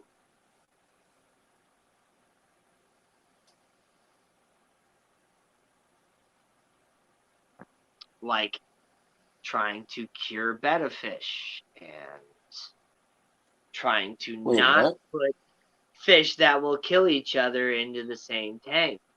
And, other things. Wait, what happened? Oh, I'm just complaining. No, I got that you're complaining about it, but did that really happen? I mean, at least from my point of view, yeah. I mean, like I said, there's two sides to every story. So I mean, if you were to What, did you talk say to something, my boss, Matt? I'm sure she'd have some other version of what happened. But like from my point of view, yeah, I was trying to help cure a betta, and I got in trouble for it because I left algae in his little bitty tank instead of sanitizing the little guy's tank. Wait, why did they want you to sanitize it, and why didn't you? So okay, we have a betta fish at the store that we call Lord Wigglesworth because he has like the wiggles where like the bottom of his tail is like heavy, so he swims kind of vertical. But he's getting a little bit better. But it's just kind of what happens. Sometimes it's a genetic thing with bettas. Sometimes it's stress and disease that kind of causes it. But most of the time, it's kind of a genetic malfunction. So we basically took him out of the system, and he's been our like mascot or whatever for like a couple weeks now. I was doing all the betta water changes the other day, and I changed them all out, and it seems like whenever I do the betta water changes, the bettas actually have good water. Whenever the other guy does it, the next day all their cups are cloudy. But of course, I'm the one doing it wrong. So I change all their water. I changed Lord Wigglesworth water. I gave him a good 100% water change. But he's in one of those little like half-gallon bowls that are like flat on either side. And we have one of those like lucky bamboo things that are sticking out of it. And there was a little bit of algae that was growing on the side panels. So when I did the 100% water change on him, I intentionally left the algae, and then I put the plant back in. And I added just a little bit of salt into his water just to kind of help. I'm there so far. So I thought everything was good because I was doing something that was going to benefit this fish that is in the office anyway. No customers know we have this fish. No customers see this fish. They don't see the tank. It's in the office, hidden away. So it doesn't really matter what it looks like. What matters is the fish is happy. Wait, healthy, I got and that, but why? healing. I So understand. I get in I trouble understand. the next day because there's algae in his tank. But I why got in did you trouble the leave next the day algae? because his water was yellow. But no, his water wasn't yellow. When you looked at the front panel straight through, the water was clear as day.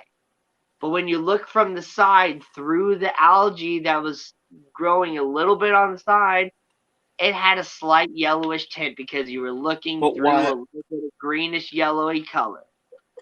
So I I got in understand that, but trouble for not doing it the Pet Supplies Plus way of scraping all the algae out and doing all that stuff. When I so intentionally left the algae to help heal the fish because algae is beneficial. how? That's the How? part that I'm a little bit confused How is about. algae beneficial? Why do you say the It algae is absorbs beneficial? nitrate. Hey, Sandy. Wait, what? Yeah. Okay. Yes, that's true. It It absorbs absorbs nitrate. nitrates and it absorbs other It's things. another like home for beneficial bacteria when it's like the guy is barely in anything anyway. Like I was just doing anything and everything I could to give this guy the best sort of life that I could possibly give him in this little bitty teeny tiny thing. Like we don't have any like there's no plants, there's no nothing, there's whatever. The bamboo's dying, so let me at least leave the algae so there's something in there. That's what I was thinking. At least there'd be something in there. But no. True. Let me give him a sterile environment so he's dead in 2 days. That's what it seems like they want sometimes. But yeah, exactly. Do what the company tells you because they're the ones paying you. Period. And that's why I get just find a new job because man, like they do some things right, but they just don't do. There's just some things that are just very wrong, and yeah, it doesn't matter what I say.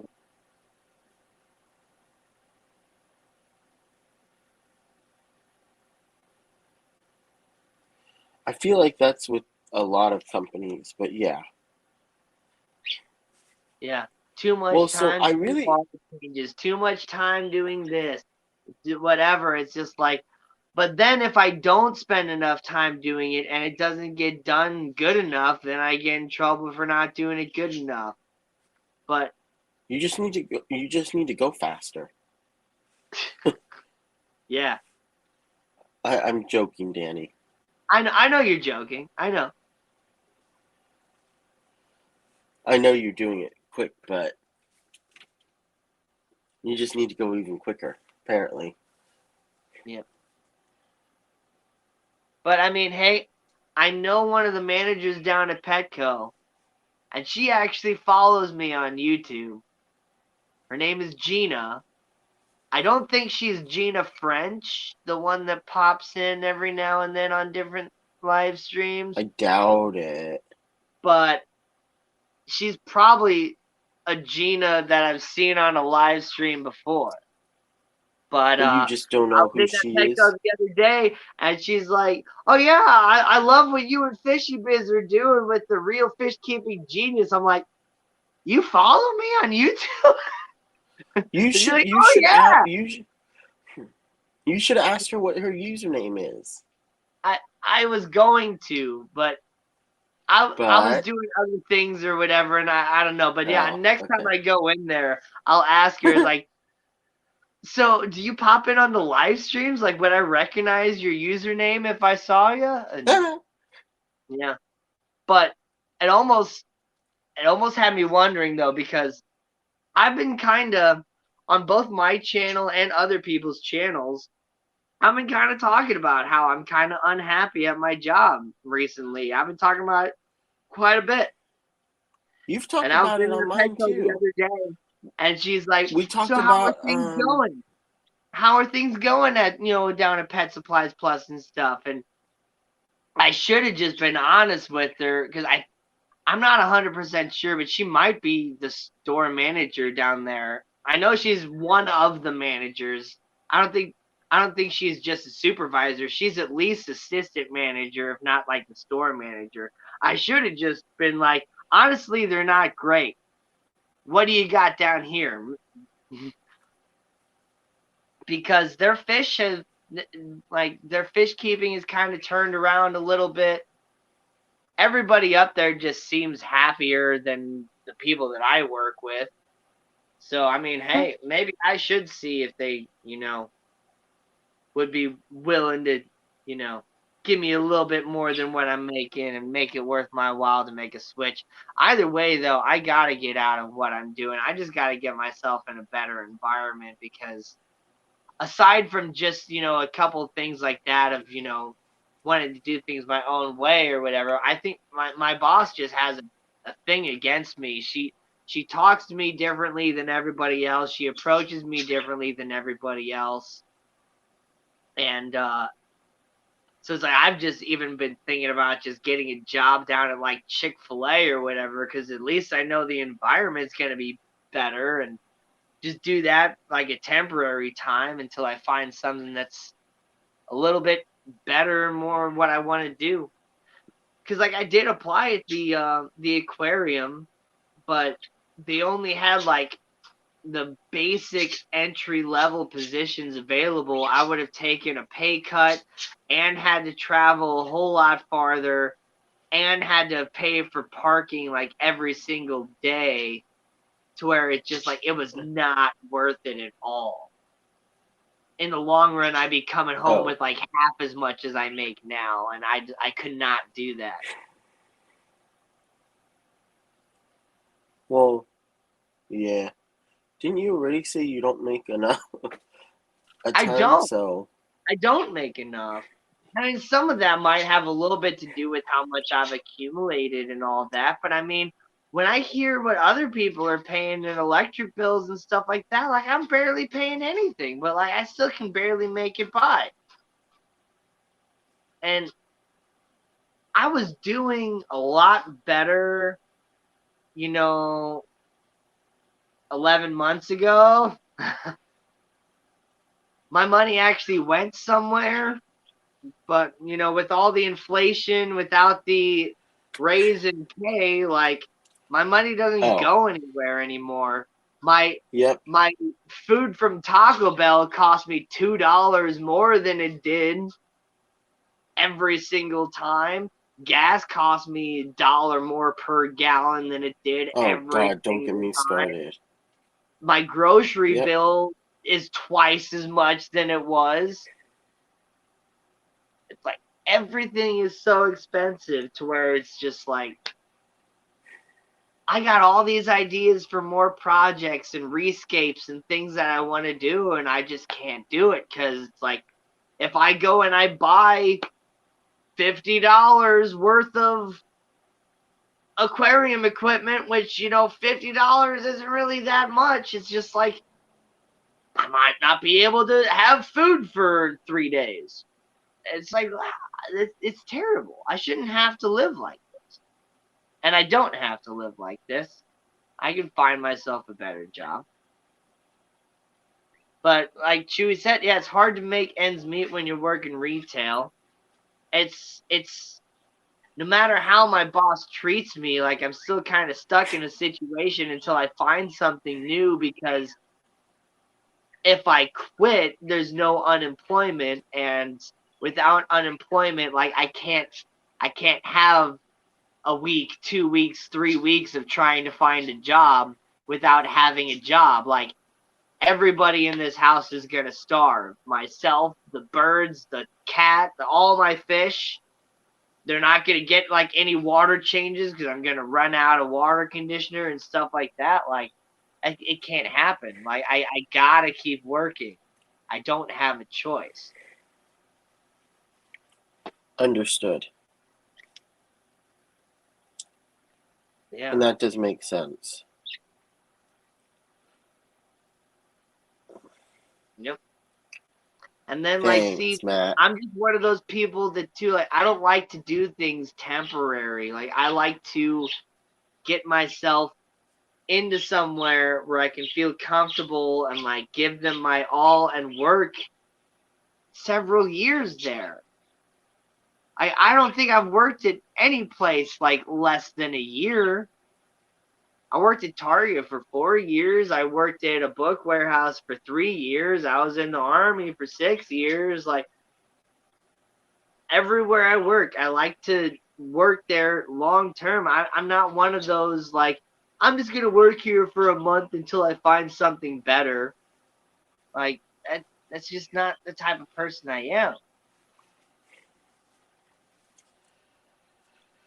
That's understandable.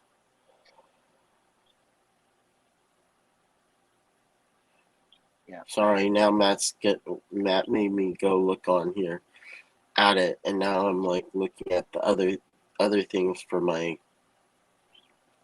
YouTube streaming or video editing process. Thanks, Matt. Yeah, speaking of the whole unemployment thing though too, like I haven't, other than like actual days off and a little bit of PTO from like Target and at the pet store now, like I've been an essential employee the whole time. I never had a week off, 2 weeks off, months off of work. And I know that wasn't good for everybody. I'm not trying to say that everybody that was out of work was like having a grand old time. But But I know my you made more. spent But you 3 made months. But you probably made less than they made on unemployment. Right. Exactly.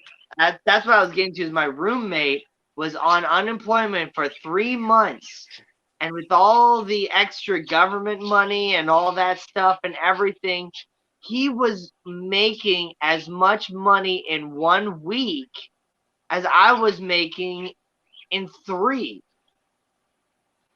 That's wrong. And so he got to sit around and play and do video games and all that stuff and get paid a decent living to do so. While I had to continue to work and I guess put myself in danger or whatever and, barely get anything out of it. Yeah, that's just wrong. That sucks.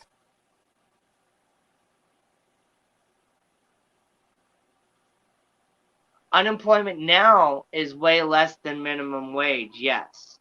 Now. But at the time that everything first hit and the government forced everybody out of work, they were paying people like twice as much as they were making while they were working. And that's kind of part of the reason why we're all facing some of the issues that we are now is people made so much money not working that why would I go back to a job and barely make any money? Like, yeah, the extra $600 a week. And then they got all the stimulus checks on top of the unemployment and all that stuff. Yeah, too. no, I'm with you. Like, I know it was not good for everybody. There was a lot of people that had some serious issues with all of that. I'm not trying to downplay that at all. At all.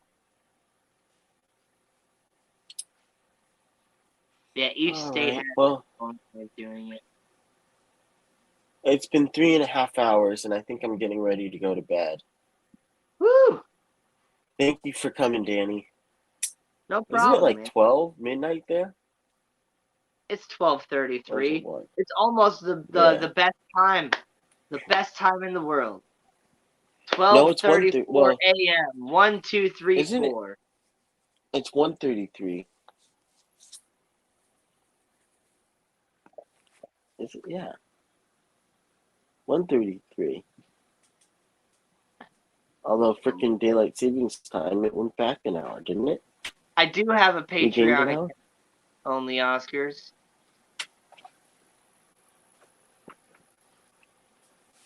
For $1 a month, you can support a starving artist like me. Huh. All right. Well, thank you, Danny. Oh, do you mind putting the link for your Patreon?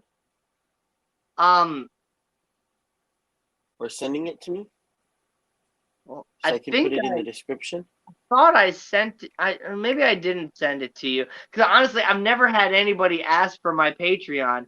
I mentioned it in a couple of my videos and then I just even like stopped mentioning it in my videos because I'm just like I'm not promoting Patreon members, but it's I think it is patreon.com/Danny Wesche or whatever it is. So I said YouTube, Discord, Facebook, Twitter, etc. You said me that. your YouTube. I don't have any of that, so I sent you like I think I sent you my Discord. You used YouTube, Teespring, and that was it. Oh yeah, I sent you my YouTube and my Teespring. Hold on, Those I'm were the pulling only up my two. computer here because I don't want to switch. I asked for links. I was just giving suggestions on links. Yeah. When you asked, you're like, "What do you want?" I'm like, "Well, just before any you links, drop it, like just links." Before you drop the stream, so I don't have to like change tabs or anything like that. I'm pulling open my Patreon on my computer so I know exactly what the link is. Yeah, no. Go ahead, post the link, and then I'm gonna get off of here. I need to copy it first, and then I'll get off of here. Or go to it, I guess. Yeah, go to it. When you type in Patreon Danny Wesche on Google, the very first thing that pops up is my YouTube channel. I say if you want to support my channel, check out my Patreon. And yes, it's www.patreon.com/Danny Wesche. Thank you very much, yes, Matt, for I putting did it see in there. That's exactly what it is. Thank you, Matt. I appreciate you, Matt. Even though we may not agree on everything, I do appreciate you. Thank you, Matt. Yeah, we just like ignoring you. No, but in all seriousness, thank you for your help tonight, Matt. Much appreciated. And very helpful. Oh my gosh. All right, Danny. Thank you so much for hanging out with me for the last 3.5 hours. No problem. I appreciate it. I had a lot of fun. And I do apologize for last week. I did not see your Discord message. So I do apologize. I think it was actually 2 weeks 2 ago, weeks but ago, yeah. It was 2 weeks ago. You're right. But thank you so much for coming today. Glad we made it work. Yeah, no problem Have at a all. good night. You too, buddy. Good night, everybody in chat. Bye.